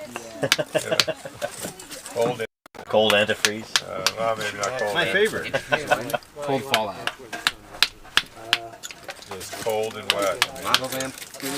Cold mercury. Fallout sodas are actually pretty good. They're super sugary. Fallout sodas? How much radiation do they have in them? Plenty. Yeah? Enough. Enough to keep going. And listen, because my tent's all open. I gotta air it out. I mean, That's true. Alvy Streams wants to know, how many excavations have you done so far, Danny? You mean like different seasons? Like different summers? Or like different quarries? Because man, I'm overthinking this question. It's a very overthinkable question. Yeah. I've been digging dinosaurs since 2011, almost every summer. Certainly over 4. Sometimes like 3 or 4 different field seasons in a summer. So I calculated this out. I think it's like 25 different field seasons if you count them individually. like from different field areas. Ooh, what do we got in here? Excited. Well. My That's a good sign that it won't open like that. Means it's going. Good seal. Good seal. Oh my God. It'll be cold. Here, let me help you. I just had nothing to grab here. I'll hold it down. I know, the bottom part really doesn't. I had that trouble with that. That's really stuck on there. Here, let me try. Okay. Yeah? Alright, use this. There we go. Try it. Just needs a little bit. Not gonna damage anything. It just needs a little. There we go. There you go. And then pop. Thank you. Oh, speak of the devil. Oh, wow. Is there a beer? The state drink of Utah. Oh, I'll take one. You guys want one? I guess I'll take it. Oh my God. What you saying, beer? It's a little barn pebble. That's pretty cool, right? Sure is. It's cool. Yeah, there you go. Oh, these are better. Arizona. Wow, thank you. No, once in a while we've got Yes, please. bad batches. My daughter loves these. Oh, really? Oh, yeah. You'll like spoiled. What do you mean? All right. Thank you, Dan. Yeah. If I had a face. Thank you, Teddy. Holy cow. Really appreciate it. Thank you so I'll much. put it on back. Thank Of course. Thank you. Sure. Yeah, you can just keep that cooler because I have another one. Bring JMO back Okay. in a few days. I'll bring more drinks in the other cooler. Ethan, did you get one? Okay, I'm going to toss that in there for now. Yeah. I got one. Thank you. Okay. Thank Yeah. you so much. Thank you. Hey, I'll tell you we're doing a family river day tomorrow. We're doing a family river trip. So it's been, Can I shake it up first? It's going to be Does it? It says shake well. I'm the only person that knows what they're doing, so it's. But he got some. Oh, those, It does. Those look like better You mangoes. don't shake your Arizona. Oh, but it says refrigerate after opening. This is in the wrong order. They're frozen, so they're probably just. Probably Great note. Yeah, Shake well. these here, these mangoes, are like leather. Oh, man. Yeah, that's what I was hoping I was getting. Well, there's pineapple too, but wait, where'd you put the pineapple? He took it for himself. No, I thought we were going to. 44%. So do I need Daily sugar. to take it somewhere? Is it in the truck? Wow. Okay, so I'll put it in the. Yeah, I figured the mangoes would be plenty. When in Rome, Nice and cool, so actually I got a little. drink the corn syrup. Unless you guys. Scissor tail swallow on it. Is that a scissor tail swallow? Mangoes will probably work. Do those occur But is there mainland China? Okay. Oh, yeah, there's Yeah, because there's a mix. Oh, this is Arizona How with do you stick them in one of the coolers? cherry blossom. Oh, which one? You guys see any big? Oh yeah, I've been hearing it for a while. Yeah. You guys see thunder? Are you synestheting thunder? Oh whoa, Look at our camp. nice, nice and cold. Well, I know. I was What a like, treat. I was looking at that instructional video you guys had. Like, I was like, it looks exactly like a river trip, just minus the water. Yeah, and minus All having to pack up every day. That's true, but the camaraderie, the community, I'm That's like, what I it tell looks like people. a It's like a river river trip. trip, but we Yeah. don't have to Oh, pack. Patrick Pirate's an interesting tidbit in the chat. One of my mods. She says the founder of Yeah. Arizona Tea's Hey. wife Other than painted that- those cherry blossoms. Wow. We occasionally visit the river. Yeah. Yeah. Patrick Pirate is obsessed with Arizona green tea. Well. Obsessed. We're going. Can't work down anymore. on- Can't focus at Hammer work. training order. So, Not as much. well, yeah, the other day when we did the loop around, Sorry we're being snarky. It's hot out here. it was like up But until yeah. like Don't mean to bully you. Richardson Amphitheater, like Castle Valley. Like, there was It's good stuff. red, and then beyond that, it turned brown again. Have you been to Swayze? Yeah. We were I'm there not really an for iced tea guy though, for the most part. I really appreciate this. It's nice and cold. Tastes good. last Sunday night when we got the big one. I'm just But- like, when I heard And it. now Yeah. it's just coming right from the east. So we're going there like tomorrow. Was, We're finally getting was on it the last scene. year or the year before? You guys have a favorite iced tea? No, we had, It's just like, last oh, year we had no brisk. rain, Yeah. and then the Yeah. previous year was It's no like good. what rain. happened. Twice as much sugar. Really? Brisk is a crazy answer. Brisk is insane. Brisk is like 94% of your daily dose. Yeah, you have to have that. Oh, Yeah. it's so So good. this is our 18th season. Lemon iced tea or whatever in the cans. Yeah. It's so good. Great. Well, you I remember guys thinking as a kid, like, oh, tea is good for you. Right, yeah, of course. And Yeah. you drink a I can't believe brisk how iced tea, like, heat wow, this is good for you. community It's not good for you. It's terrible. You're so cool. It Okay, tastes so well, good. I'll bring this little sport back in a couple days. This is 90 Cool. I'll bring drinks. No hurry. Yeah. Oh, thank you Well, so much. he was saying he wants to come back on the day after tomorrow. Yeah. But his cousins are going to be here till Wednesday, so I'm like, he might change his mind. Yeah, I Fun think with I'm your a day, cousins, because but- we still have another Yeah. We'll still be here. We'll see if your cousins are. It's like Hotel California. Yeah, certainly. Well, different from. You can check in anytime you want, but no refunds. That's it. Okay, you gotta show me your camp too, on your tent. Oh, my tent? No, Arizona. Okay. Okay, see you All right. guys soon. See you Later. Drive safe. Marcello. And then, so he'd probably come back Wednesday. Enjoy the rafting? I will. Yeah. Yeah. So you give me the drink. We want to take them up to the downtown. Oh, when he's giving a talk Wednesday. Yeah, Wednesday afternoon. We're all going to go to got their mango. here at the Grand Center. Oh, nice. Who? Someone dropped it. We have mango? Oh, nice. Someone dropped their And mango. Wednesday, yeah, Jim's well, lecture on everybody's Wednesday? leaving. think So, yeah, Dawn's- we'll Oh, see Dawn's. what's going on. But, Dawn's gonna okay, talk. so, Yeah, and everybody else will be could, out. Yeah, we're going. No, we'll probably take everyone in. We're all gonna go. So you could just drop Yeah. them off You there. So if he's coming back I can do a heckle. Wednesday, I don't know if it's you, Pop. okay. We're So all we'll, gonna be do the low lecture out that day. On candy stuff? so we'll see. They go early enough to go by the I'm not sure. supermarket. We'll get it straight from the source. So City maybe, Market's scary. I went today and I got there right before the crowd. hey Don, I'm you always got scared of City chunks? Market. Grab a chunk. Okay, bye. Thank you again. Really appreciate it. Thanks Great to for meet you, by the taking way. care of this little cutie. Oh, What's yeah. that? What'd you say, by the way? Oh, thank you very much Oh. for. Here you go. Yeah. Yeah, of Thanks course. for talking about. Great to meet you. Yes. Okay. Yeah. See you guys soon. Bye-bye, have fun. Oh, they are cold. Seth TP says, "Do you fire a thing into the ground like Jurassic Park?" Yep. Yeah, it's called a scratch all. I see. Called a hammer. Now that thing didn't work in real life, and it's so funny because in the movie they're like, "Oh yeah, a few more years development, we won't even have to dig anymore." That was what, like 33 years ago? But no one knows what they are. There's this. We're still digging. Still digging. We've been out here 33 years. Waiting for that dang machine to start working. I'm expecting Nope. Rivo. We just can't find the right gasket for We it. just gotta smash rock. Till then. It turns out there's actually utility to having like Nah, we're good. fossils in your collection. Is that yours personal? Or? I mean, I guess so. I don't know. Okay. Yeah. I don't know. Don, do you want this? Is it yours? I have no idea. Okay. I have to go poop. Okay. Okay. Oh, the red one? I don't have it. Jeff had it, didn't he? No, not that. The one. Oh, Don put it. Yeah, I took it. Yeah, it's amazing. It's amazing seal. I'll show you. Yeah, let me help you there. Is that what you've been using? Well, hold Yeah. on. That's Hold what on. we've been using.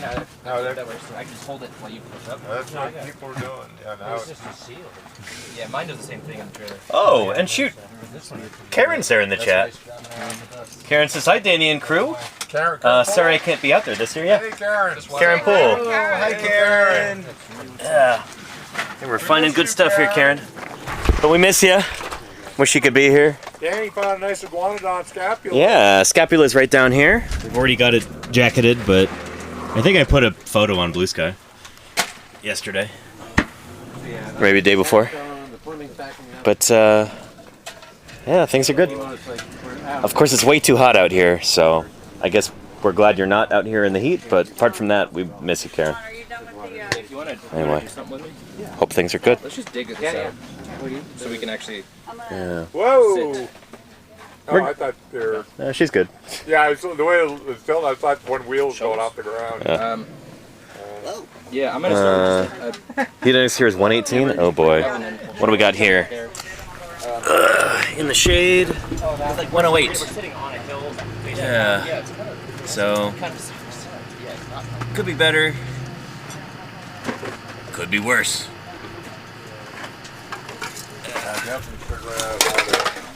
Do at least a small. Anyway, you gonna be at SVP this year, Karen? Hope so. Hope to see you there. I'm doing something special with SVP this year that I'll tell you about later. I'm really excited about. And you'll be at SVP? Excellent. All right. Yeah, see you there. Yeah, perfect. Yeah.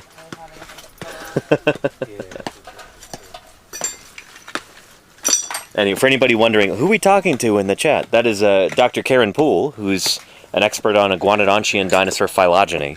So is she currently writing up She's working on that. iguanodont? Working on Cedar Mountain iguanodont. Yeah, yeah.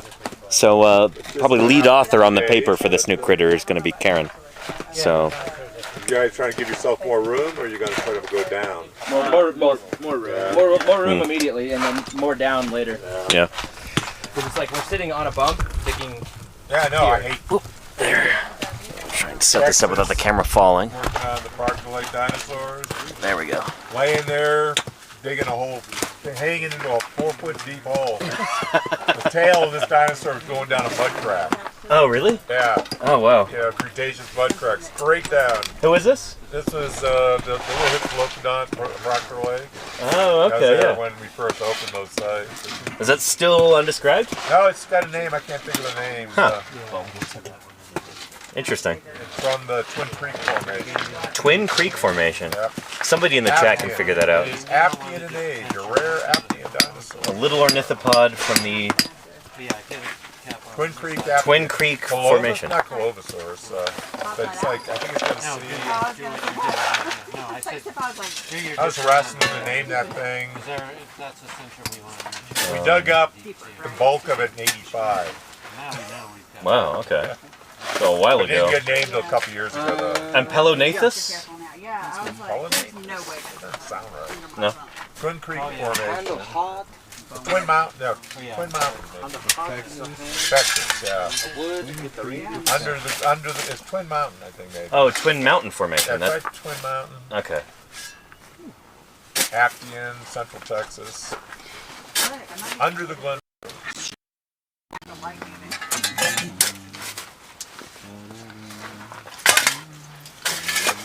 Same beds as Tyrannosaurus docile. Not Louisville Formation. Nah, that's Sunamanian. Right. This is definitely Aptian. I know. The press interviewed me down there about it, and I thought it might be a Camptosaurus. Convolusaurus. Convolusaurus. Yeah. I covered that when it came out. Yeah. Colovosaurus, Yeah. Convolusaurus, Yeah. Yeah, I helped dig that up. Beautiful articulated skeletons and skulls. Amazing discovery. Isn't it like equivalent to the Antlers Formation or something? It's older. Older. It's Okay. Aptian. It's antlers like the Lux Okay, yeah. Creek stuff. Sora Poseidon and those guys? Yeah. Yeah. And this is below, they're above, coming in. Yeah. And below it's Aptian.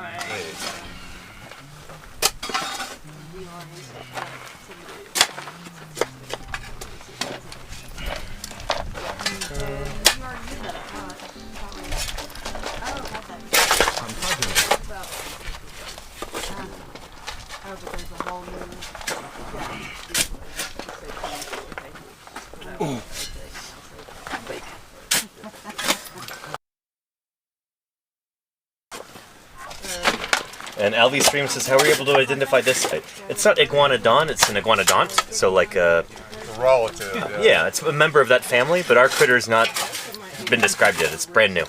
Could be, and I think it's two, Darren. Yeah. But probably closer to Camptosaurus than iguanodont. Right, yeah, that makes sense just time-wise. Yeah. But there's a bunch of, well, Let's get it nice and clean. I could be snarky and be like, well, you can tell it's an iguanodont based on how it is. But teeth are pretty. Yeah, the teeth are diagnostic. We've got some beautiful iguanodont teeth from here. The limb bones, the hips, the jaws. Yeah. So there's a bunch of different pieces that tell us this is an iguanodont. Wow. Crazy. And what we've got here is just the tip of the iceberg. Like, here's where you work on this site. Yeah, the We worked this site starting about actually a coprolite. 2005, 2006. Okay. 2005, I think we're just doing Don's place. 2007 was our first Something nice. We're north. Right here? No, that's when we started at Don's place. And then it was a year or two later. So 2007 here? Oh, that's Okay. nice. We got here for a This few is all rock right years. here. Yeah. It's all visible. Like. So 07 to 2010?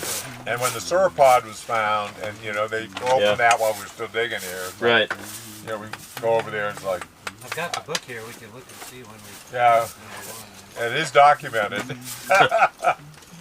The history of this quarry isn't all in our memories. Right, yeah.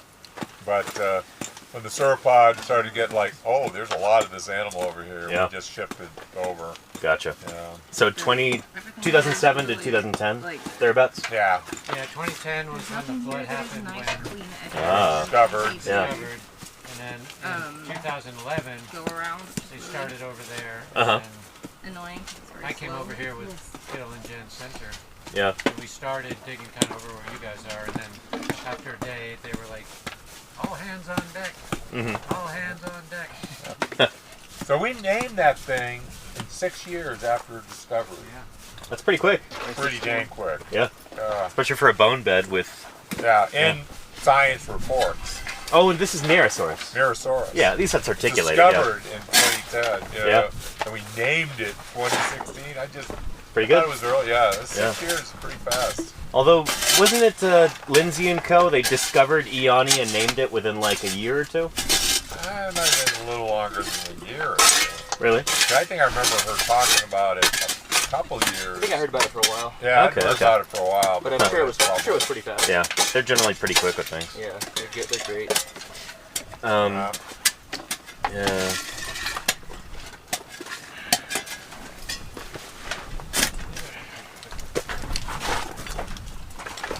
Anyway, have you looked at the weather, Don? Have you looked at the weather? I love everything, but we look fine here. Cool. Okay. Excellent. Look like it's gonna miss us.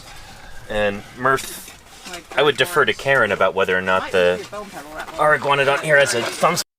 But maybe a bone pebble. Last I heard from her, probably not. The other one could have been a bone These guys are well known for these thumb spikes like that. Actually, I should get the really pretty one to show Karen.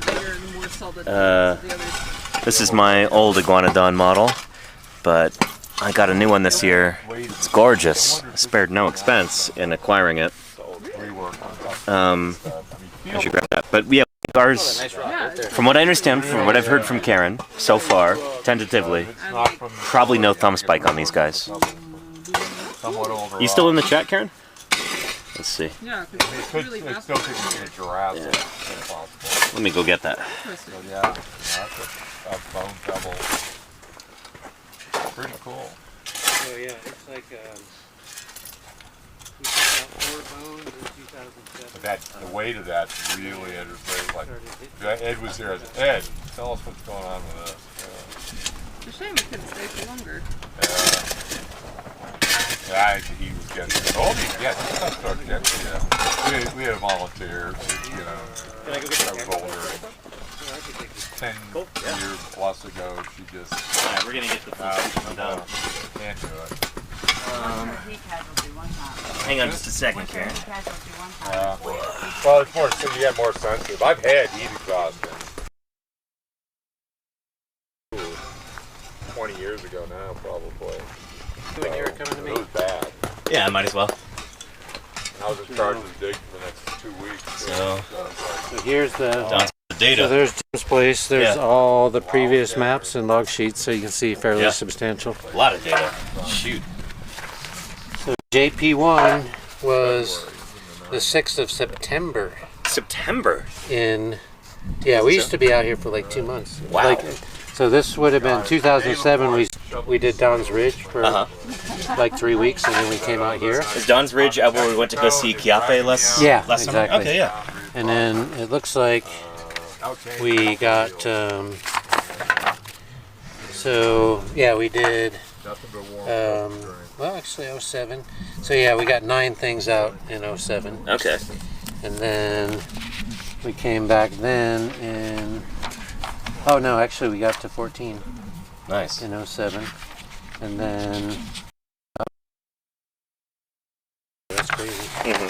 And then the next year, see that's why now I put a thing for the years on the form so that people could, because of course there's no years here. Right. But this would have been, now we're 8:30, so that's the end of August. We started at Don's place probably, and then we came over here. And then we worked, so that's August. Yeah, 31st of August. Yeah. So we worked in a little bit that year up until, and then we get to 9/4. pyramid. It looked like we did a fair amount. What's our specimen number up to now? 102? Yeah, so I think we hit it pretty hard in 2008. We did most of our time out here. Got a lot of bones out in 2008? Oh yeah, then there's 2009. Nice. Oh yeah, 9 is when we really hit it hard. It looks like we probably stayed exclusively over here. Okay. In 2009. Nice. Yeah. There's 08, and then now I usually work like end of 1 year, beginning of another. Yeah. But yeah, then there's a bunch in 08. And we get up to... Shoot. 452, 492. There's no. Oh, this is up to 10 now. So. Nice. Okay. Yeah. So 2010 was the last year we. Gotcha. And that's the year we had the flood when then Garrett found the. So officially 2007 through 2010, but you only got a few in 2007. Yeah, because we were just picking a few things up. Yeah. That's when we found the bone coming out. We just started digging. Right. In. Yeah. Well, there's another quarry site here. So. Yeah. Nice. And now 2026. Cool. Hard to believe. So yeah. So 16-year gap. That's a lot. But now we're back. 680. Yeah. So, long story short, a ton of fossil bones excavated from this very site, this one quarry, between 2008 and 2010. Sue's doing a book club up there if you want to. Yeah. Gotcha. Yeah. And now we're back. Moved back to the site, finding more stuff. We're gonna put a hut. Yeah. We'll put a stargazing. We'll get a pizza. I mean, it's like, you know, we have so much where we can only like nibble at stuff. You know? I know what you mean. Yeah. It's like you have to be able to get to it within a couple weeks of that, and it's all got to be by hand. And so your mind is like, what, you know.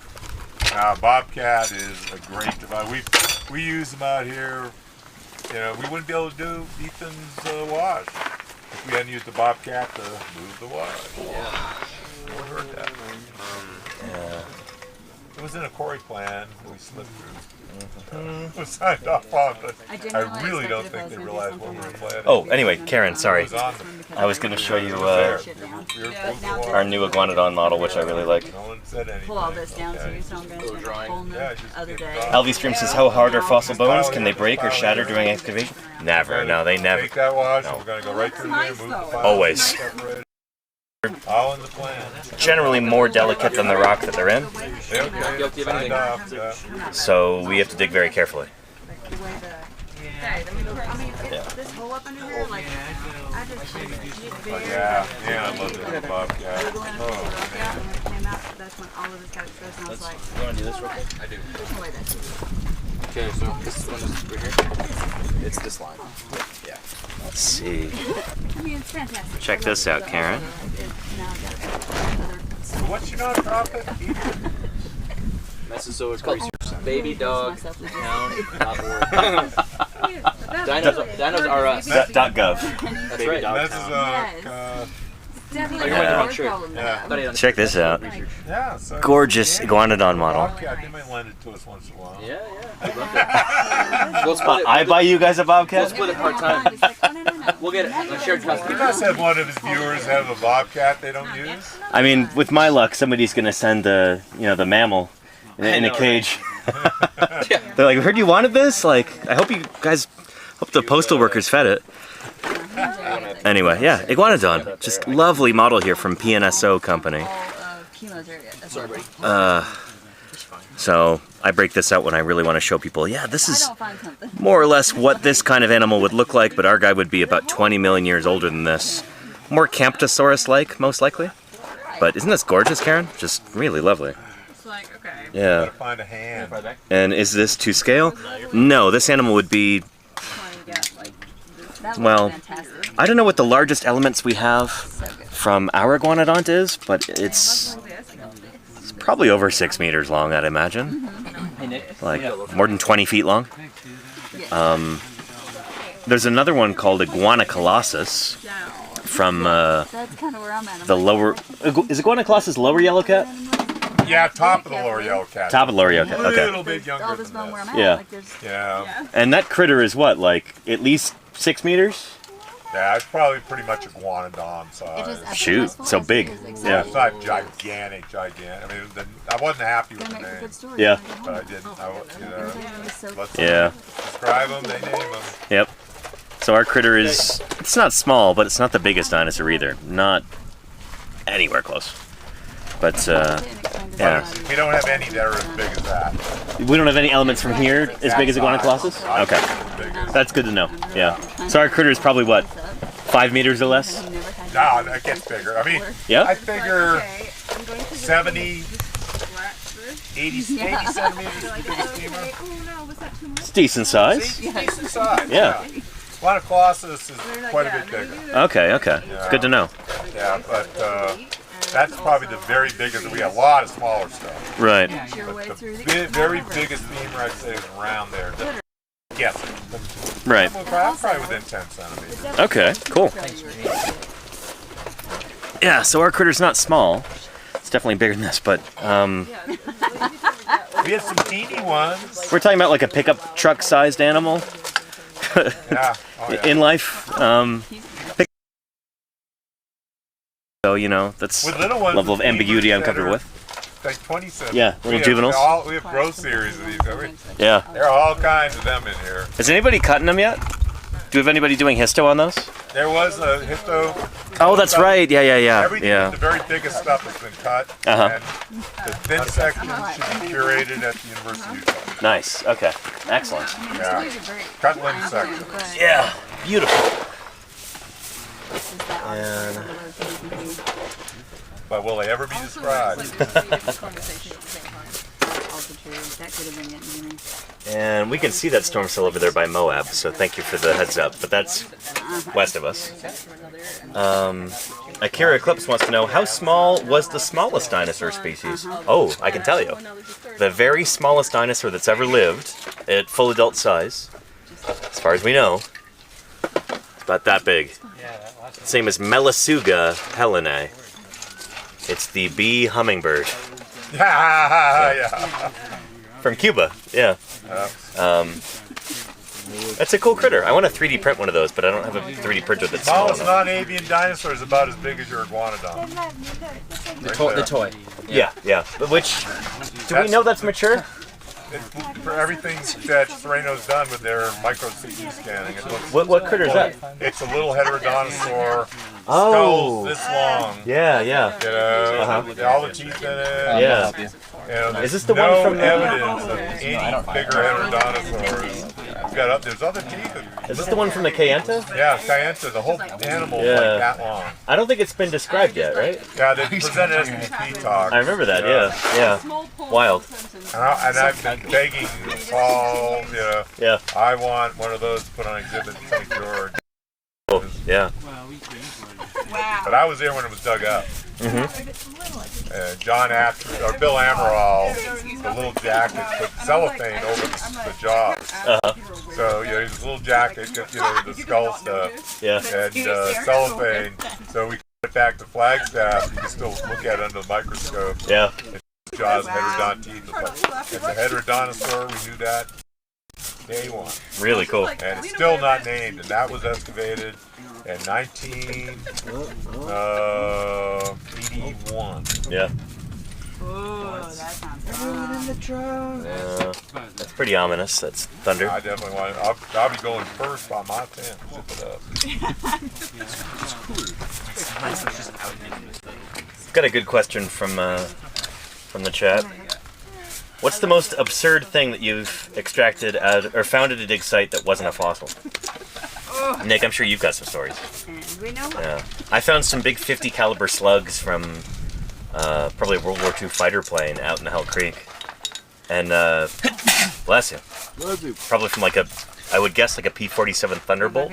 I looked up World War II in that area, and they had like U.S. Army Air Corps base up in that region near like Wolf Point, I think, or Glasgow, Montana. In my chair. But I asked one of the local ranchers about that, and he was like, oh yeah, he got really mad, and he was like, yeah, they come through here and they strafe our cows, and we ask them for money and they won't give it to us. And he's saying this like it would just happen yesterday. It was pretty funny. And, like, this must have been in like 1945 that it had happened. But yeah. A whole 50 caliber machine gun. Just like a big Browning 50 cal. Yeah. You found the whole thing. It was on survey. They found it embedded in the ground. So like that's wild. I was on a solar project where the general pad used to do his tank training. Yeah, yeah. So yeah, there's all sorts of wild stuff out there. That's cool. Tons of unexploded ordnance. So on the regular, you'd find like grenades with the pin in them. Legitimate ordnance. Yeah. Well, we found a human. Oh shoot! They say it's only a matter of time. I'm out prospecting. All of a sudden I hear them yelling at me, because I'm in charge. If they didn't, they wouldn't really be friends. A skull! A skull! Like, all right. And it's like up and down, and of course, that's level ground, and I'm huffing and puffing and going. I am at the bottom of this big hill, and they're up there, and someone just holds up this human skull. What? What? But then later I'm asked, well, how do you know it wasn't Indian? I said, well, we also found a wallet. Oh. It doesn't have wallets. It didn't have Sanskrit characters on it. on it. Sheriff's Department, and our course, our people are like picking up this stuff. And like, this is very historic. Yeah. Dinosaur bones. It's old, and I forget what the date. I don't know if it was a date when it was. It was like a billfold. Really? Yeah. Wasn't it? They say, well, we work at the border a lot. Like, how are you going to draw that out now? Over it, don't make it. Yeah. Because now I have to draw on it. Harrison Desert. Well, I see it all the time. I'll see like a pile of clothes under some dust. And All this is it. But yeah, find lots of neat stuff. Like we found dog tags. Yeah. Like people, right? And then we traced them back to like who it was and sent the dog tags to the family members and stuff like that. Really? It's pretty neat, yeah. That's actually pretty cool, yeah. I judge 2 seats. That's valid. Yeah. Oh yeah.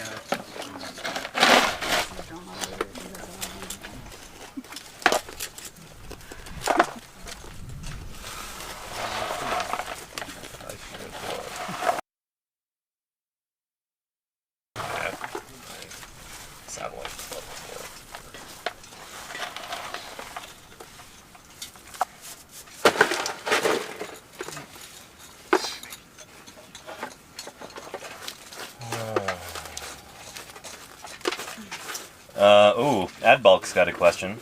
Why don't you use gloves? Don? Oh, me. I'm the one that hates gloves more than Don even. Yeah? Yeah. What's the idea, Jim? Well, I've watched people brushing off stuff with gloves. There's a seam line on a leather glove. Yeah. Hook a bone and just rip it out of the quarry. Yeah. Shatter it everywhere. Or people something. If you're working with the bones, I mean, if you're shoveling and picking, yeah, you wear gloves. Yeah, yeah. But when you're actually working hands-on with the fossil. I think like a safe cracker. Yeah. You want to be feeling what's going on and whatnot. But certainly I'm not again. I don't want people getting blisters. But yeah, gloves are. Yeah. Just nowadays, I've seen too many bad things with gloves. So yeah, it's actually a rule we can't wear gloves in the quarry while we're digging like this by hand. So, yeah. But good question. That is something that comes up. And like, we have to teach new people that, like, can't wear gloves in the quarry. 10% chance of rain. Yeah, there's stuff. No, it's coming kind of that huge. Yeah. And Scurvius dogius, that's a great name, Scurvius dogius. New chatter, you can't wear knee pads? We can, we just don't. Yeah.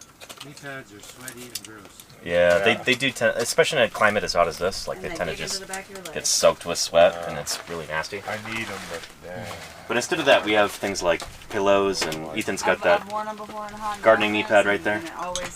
So that's the kind of thing we use.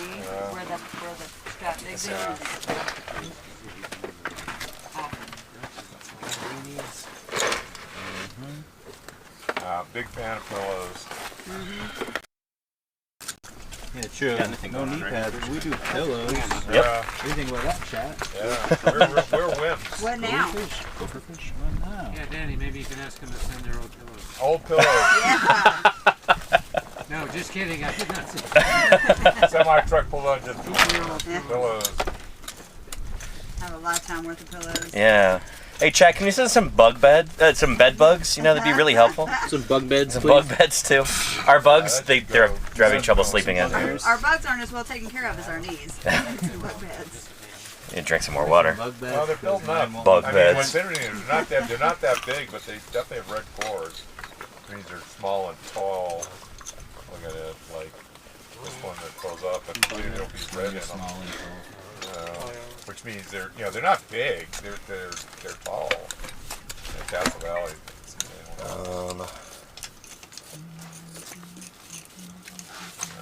Where we're at. Mayor Space makes a good point. Nobody likes knee pads. Skateboarders, construction workers, all kinds of specialties. People are ditching them all the time. Yeah, I did get knee pads for use in the field, like military surplus ones years ago, and I just ended up not. They get in the way. They just feel really sweaty. They're really uncomfortable. The Velcro just digs into your skin. It's just.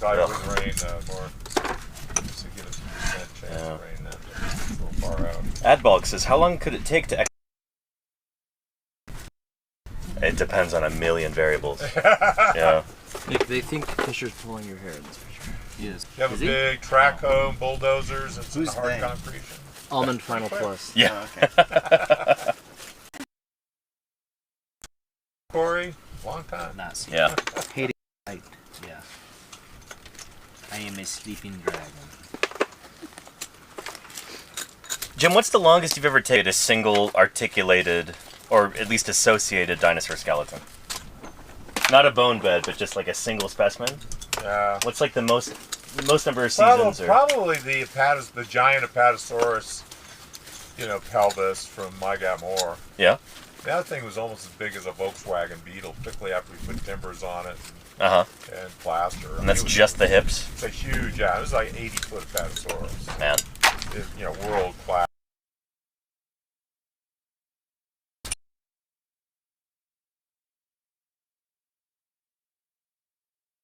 With the way we're digging it and whatnot, I bet it took us 3 years to get that out.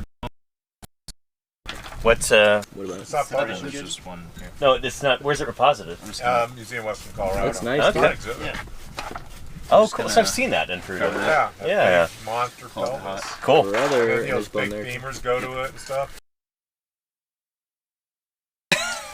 Susie, Julia has talked with Rob. Let's not much of the skeleton of that animal. And it's probably well, the thing in Cimarron, Oklahoma. This thing is probably way more complete than that one is, which I think is 90 feet. Wow. But later, by far the biggest.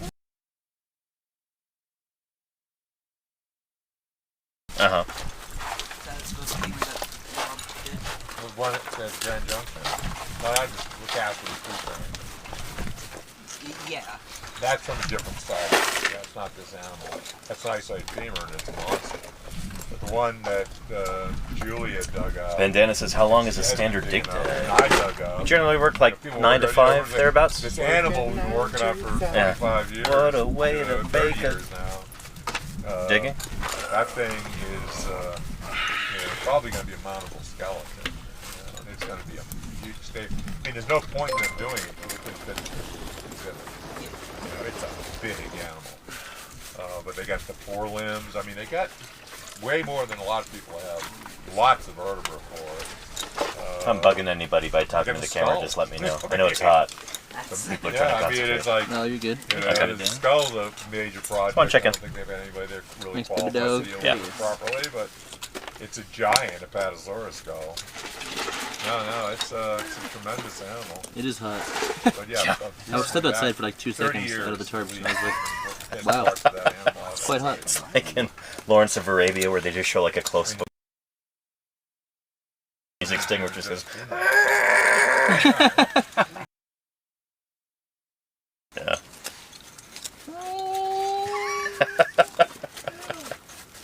Big a dinosaur up that big again. I did that too many years. Water on the bone. Soak in the bone. You got a block with 2 or 3 dorsals in it, it's as big as a car. And let's see. I like the sound of that. Green Bam, hey, thanks for the raid. Welcome to Paleontologizing. Good to have you here. How was your stream? I hope it was really good. Things that remind you of like nature. Adball question, do you ever train volunteers to help? Gentle night pain. No, they just kind of show up and then we yell at them when they do things wrong. We don't really train them at all. Yeah. Yeah. We believe in That is negative training. What are you reinforcement. Exactly, yeah. That's how you lose. This guy's The beatings will continue until excavation improves. So where Sugo, is she hiding in the shade? No, we, nearly all of us here are volunteers. There's a couple state employees here. She's sitting outside doing it? 3 state employees here. Everybody else is volunteering, and we train people on the job. You don't have to have any kind of... You don't necessarily have to have experience in this kind of work to do this kind of thing. be a librarian. Yeah. You could be No, a that's like, toll booth why worker. am I You could be a dolphin rider. Wedding? You could be a dolphin shooter. Could be a dolphin. Yeah. You could be a dolphin, and we would try to accommodate you, but no promises. You could be a dolphin. The one that just appeared under me. Be a Dolph Lundgren, You yeah. could be a Oh yeah, I wrote a guidebook for it. Dolphinologist. Yep. Do all that stuff. No, it wasn't lost. It was just. I'm like, my legs are still above my. Apparently Really hard to dig here. Sending all the blood to your brain. We're going to run a preview trip because I haven't been there in a decade plus.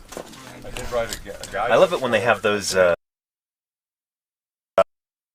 they'll have like American voices where it's like, here's a new thing, and they have the people and like they just have absurd opinions, and it shows their profession, and it's always something like envelope licker. I roughed it out last spring. Oh, okay. You got chips on it? Yeah. Yeah. All the different factors they can find. Thank you. And now I've got to just turn it into a, Bear warrior. But they're taking them to a site, but they've been, mining stuff at this site for decades. So I don't know What's that? where. Hobbyist. We got a guy General. here that we're going to go out after I get back from this and preview the trip.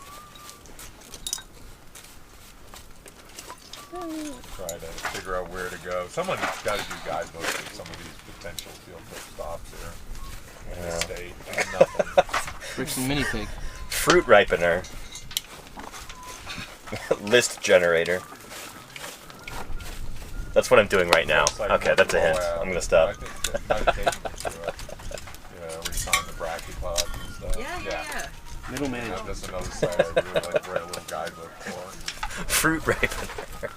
When I was at the University of Nebraska, the Nebraska Survey had little guidebooks. You just for every breathe on the single roof. decent fossil It's like, you could just get these things, and they were like a buck a piece. Various pictures of fossils you might find. They're like 3-4 pages each.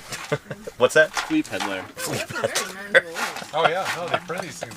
Basically, the reason they charge anything is called Traffic cone polisher. Get online, go through. Oh, this is some nice text. Let's get those guidebooks. And you can buy them. And Charlie's dragging. This is the scap right here. I don't know if you could see it on camera, but it is jacketed, at least capped. Scap jacketer. Scapeter. Yeah, scapula jacketer. Globe spinner.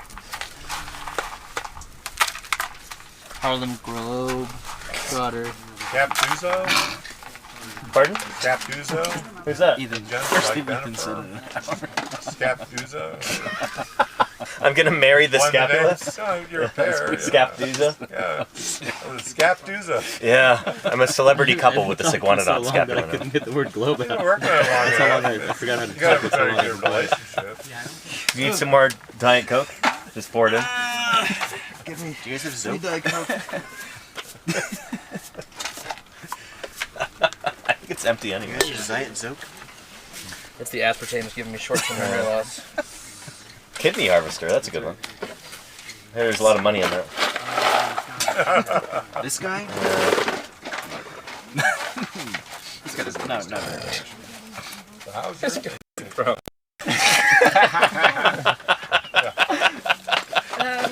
The way you're working, you remind me so much of when we were working with Crystal Geyser. It was like record heat. We're just laying there. Oh, the phone says it's 217 in Moab. What is it here? We're just laying there, just flicking our ice picks. It's 217 Oh, we're moving a lot of rock. I can watch myself sweat. I think that pretty much is what we do after lunch. Should have drink some more water. Last couple of days. When we do gas inquiry, we took a siesta from about 12:30 to 4. Get over it! Oh, wow. Well, We've got some other site was in an amphitheater occupation facing suggestions. the west. Bug bed carpenter. Focus I like that. on That concentrated sounds like it sounds like lake carpenter. And it was in the shade Bug bed almost. carpenter. This is gonna come out and build all of our bug As beds. soon as that sun pressed and you started focusing in, it's like, Ken Carpenter's gonna that was our routine. build bug beds And for then we, us. we'd have dinner before going back out there, and then we'd work As till tall as a dark. bug? So very often we wouldn't get back out there until 5:30 or so, and then it was dark. Couldn't see it anymore, but Anyone who thinks that yeah, I know. has a blanket, it's not. Because it was really. What's that? Toast and stick Yeah. around. I think it's totally possible. My Like one of the worst has a blanket location that's too small for the bug. quarry I've ever It is totally. seen. I have most of my Oh, bugs. it I was. could see him in like a giant California king bed with like 4 big posts, and he built it himself. Like whittled each of the posts. It's got a big canopy on it. But you There's a big blacklight poster of AC/DC or something like that. Metallica. Motorhead. There you go. Yeah. Let me as the God. Let me as Messiah. The funny sites was so steep. We're Oh goodness, my phone's all shade smart. marks are difficult to set up these. We attempted Handwriting scrambler. Don, Sunny Love, hey there to you too. Welcome, welcome. And Shazham says, I mostly lurk here, but I just wanted to pop in and say how much I love this channel. Keep up the great work, everyone. And keep it up, guys. Don't slow down. I'm slowing down. never stop. I got one of Never the stop, don't stop it. Can't stop. Make sure that you follow that. Don't stop, never stop it. 3 S's. What are the 3 S's? Salary, success, salamanders.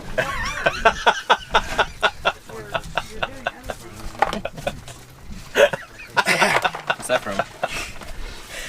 Is that just an inside joke, or is it from a... There's one there, but I'm assuming I'm it's not Danny's. creative. No, I remember that. That was really funny.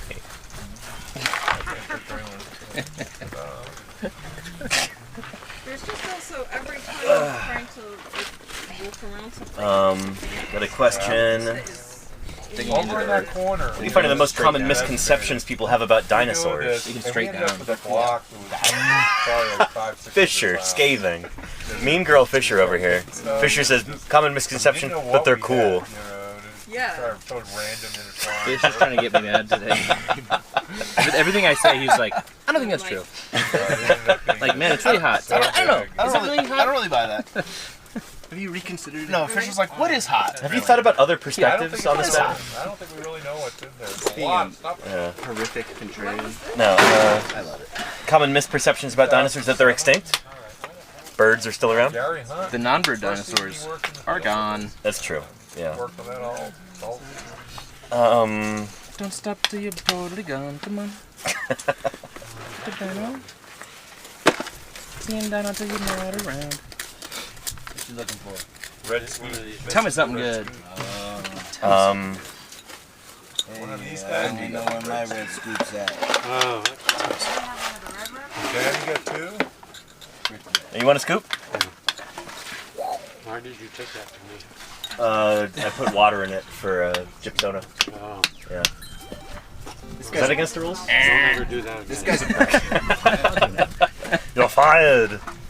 No, Danny, what you're supposed to do is pour water into the entire roll of Warning, I'm taking your scoop.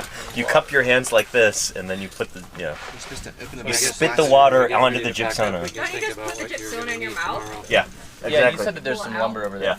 So you fill your mouth with iced tea, and then you go. I put one little piece in front of the cactus so people wouldn't drive over. That, Fill your mouth with sugar water and birds drink out of it, and then you spit it onto the gypsum. You regurgitate the gypsona when the time is right. It's kind of a beat up piece, but we can look to see if there's. Yeah, and practice at your tongue. And then there's Exactly. Yeah. burlaps here. Gotta grind for that dude. I'll grab like Yeah. a couple conduit and a couple corners and a For some sheed. some rope. Yeah, you might want to. Rampant Carnage, thanks for the 23 months of support. Appreciate that. 100-degree heat, it might be kind of. Yeah. And how far is the drive approximately? I mean, it's south of Green River. It's probably. The question: what pet peeves do we have? Do we hate I'm down to portrayed leave in media pretty when it early comes to dinosaurs? Oh boy. I mean, we. Don't even get me started. Yeah, these are like serious questions. We're in like a really Yeah. goofy mood. I don't know. I mean, I'm guessing even. If Actually, I don't like when. 8:30. Well, they were all. I mean, it's still early. It's probably better than later. It's annoying when dinosaurs like roar. They're in tropical pastel. Yeah, Yeah. we'll bring out. You just have to decide what time you want to meet her at. Yeah. That's a good point. Most animals don't roar we'll grab to all scare the away their fixins prey for a before they shade chase tarp. it. Yeah. Yeah. It's just like, I don't know. It's just Yeah. like silly, like, film stuff. I guess Yeah. you could take. Makes for a better I story. guess if you guys Some aren't Luke on this chivalry. end, should be the ones to take. First, there's. Yeah, they gotta. Yeah, but you probably want to. You roar so you can have a chance to escape. Square would probably make sense. Yeah.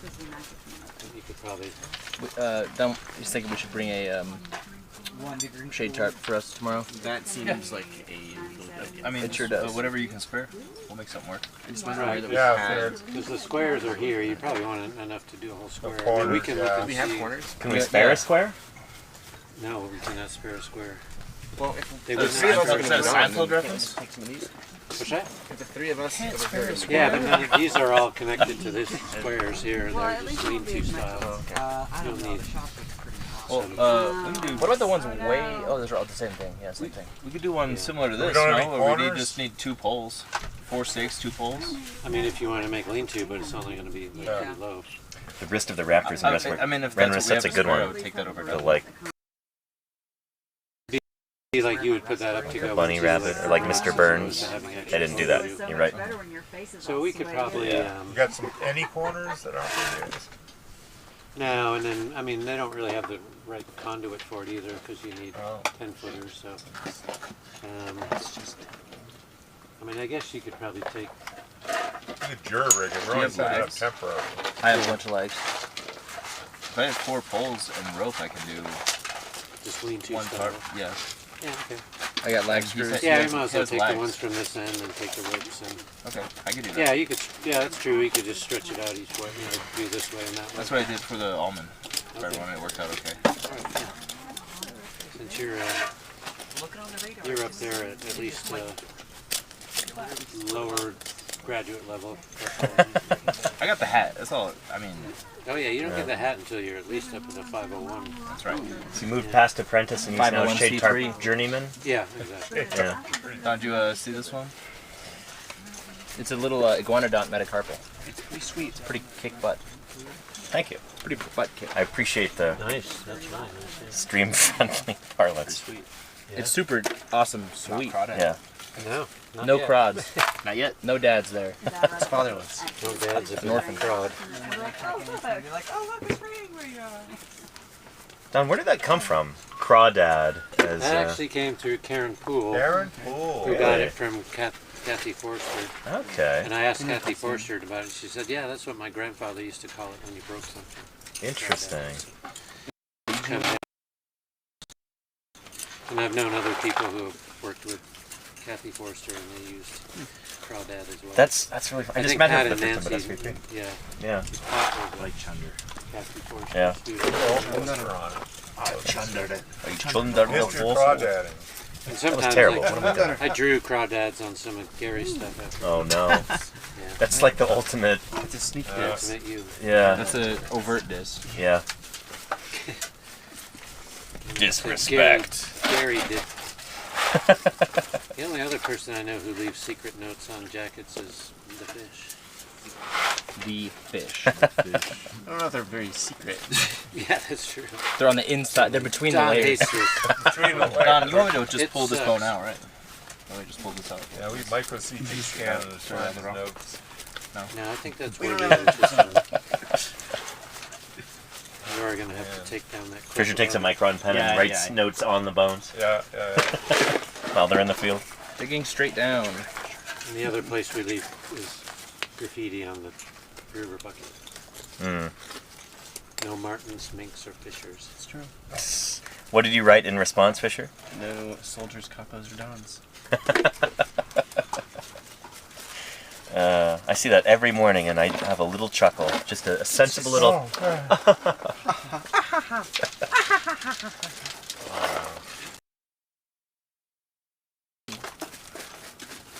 always enjoy them. Yeah. So to explain this to the chat, there's a plastic bucket next to our toilet setup, and there's all these rules on it. It's almost a little passive aggressive. Rule number 1. Have fun. That's rule number 2. We don't remember.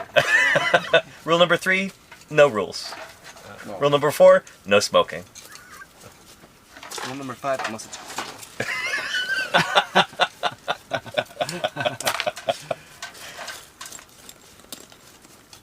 I love how that like sounds so amended.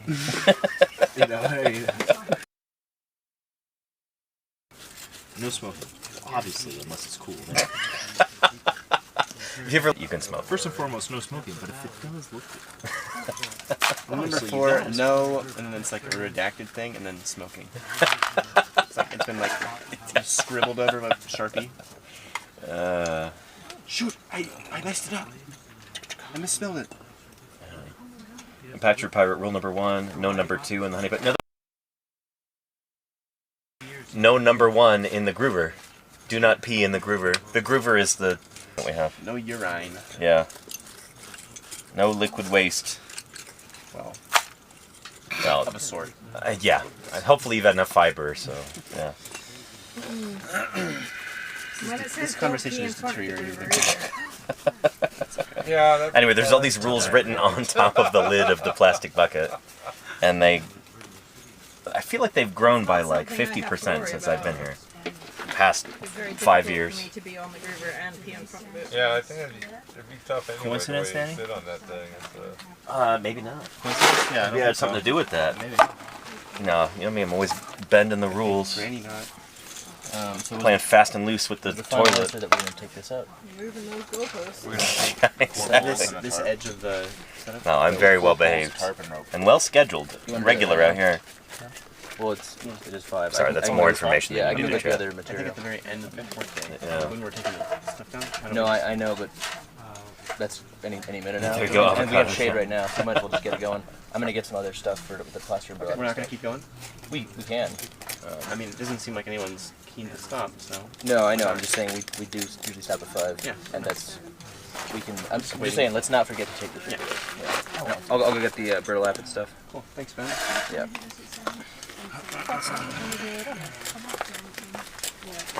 Don't stop till you go extinct. Amy brings the van. We have 2 days of complete calm. Amy leaves. It's really nice. And not only complete calm with no rain, but like no wind. Yeah, Tuesday is probably the first chance we have a pretty moderate chance. I told you that last summer too. Sorry, moth-proof KT. It's a thing. Tuesdays? That's amazing. Yeah, tomorrow. Yeah, actually, it might have even just been in Wyoming that I said this, or Montana. But like, Tuesday, it's supposed to be about 100. Aspartame. And 20-50% chance of rain. Showing a pretty heavy overcast potential, which is good.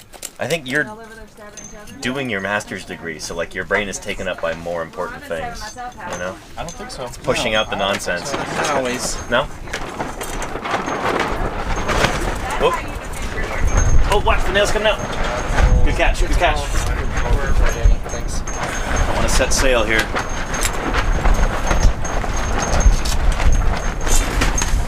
Oh. We're at the point where it's set to take it down towards anyway.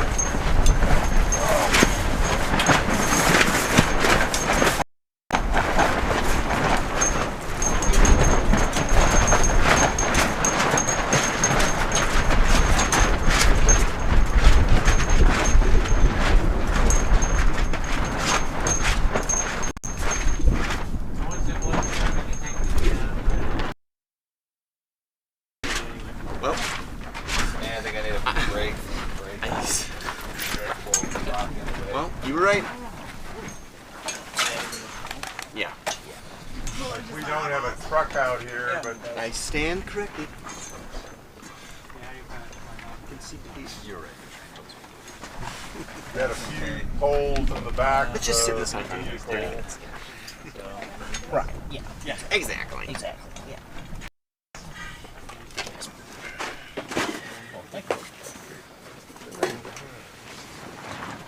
How can you not do so little and sweat so much? Is it quitting time, or are we just taking a Pretty touchdown? close. That's 5. Well. Yeah. Well. You know how it goes.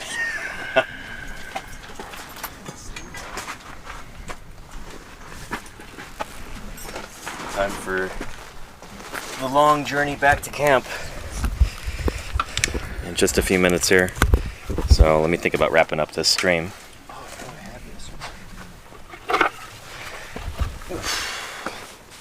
So Ethan, Yeah. why don't I pull my vehicle around? Let me gather up my tools so they don't get misplaced. I think that'd be clever. I'll do it. I mean, Then I'll wrap up. We'll have it You seen one of these, Danny? The little pocket magnifying, or magnifying? Oh, not magnifying. Microscope? Microscopes, yeah. No. Really? That's cool. Oh, like man. a little, it's like a monocular, but for close up. Yeah, and it has even the eye focus as well as large That's focus. really, can I see it? Yeah. That's really You just nifty. have to find something to lift it. Yeah. Wow. About how much does this sort of thing run? Grab poles. Giant dust devil right there. That one's not coming here. All right. I'm just alerting you. Yeah, okay. That is a big dog. I don't think that's coming this way, but we'll see. We don't know nothing. Yeah. I can tell you exactly what's going to happen in 30 minutes. All right. That's cool, Nick. We should look into that. They're pretty cool. I finally found myself a really nice spotting scope that I really like, so it's time to move on to smaller scale, yeah. Hey Laura, when you stand up, you can have your mug. Alright? Swing by it. All right. Oop.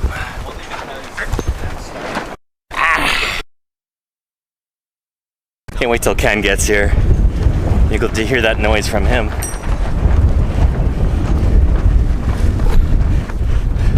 You know, as we tend to do a lot of impressions of other crew members and stuff.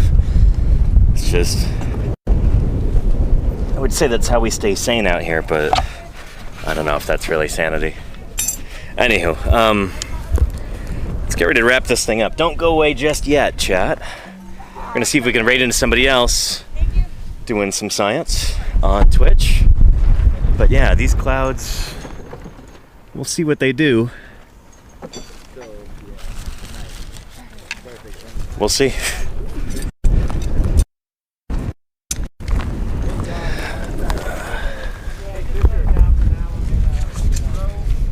Here. There we are. Yeah. Well, thank you everybody for being here today. Holy cow. Bit of a loosey-goosey, disjointed, sort of chaotic, goofy stream, but that's how these things go sometimes, you know? Live broadcast, no editing. Just scientific fieldwork as it happens.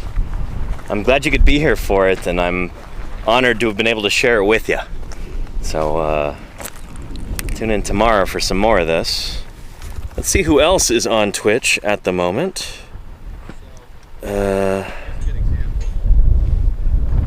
Following. Nerduino is on. Let's see. Yeah, let's go right into Nerduino. That'll be good. Former NASA scientist, current astronomer. Here we go. Raid. Nerduino. Not Netduino, no. Nerduino. Perfect. Buddy, thank you for being here today. The internet is a big place, and you could be just about anywhere but you've been spending time with me and the crew. Southeastern Utah, digging up dinosaurs and collecting data. I am grateful to you for that. Thank you to everybody who tuned. Phenomenal raids, really appreciate it. Thank you. I hope to see you again very soon. To everybody who supports this channel, and the gifters and the cheerers, the people who donate to the Ko-Fi, I appreciate your support more than I can voice. Thank you for making this stuff possible. And thank you once again, as always, to our wonderful moderation team, mods. You are the ones who keep these streams safe and welcoming and just chill for any people who want to show up, regardless of their age or level of maturity or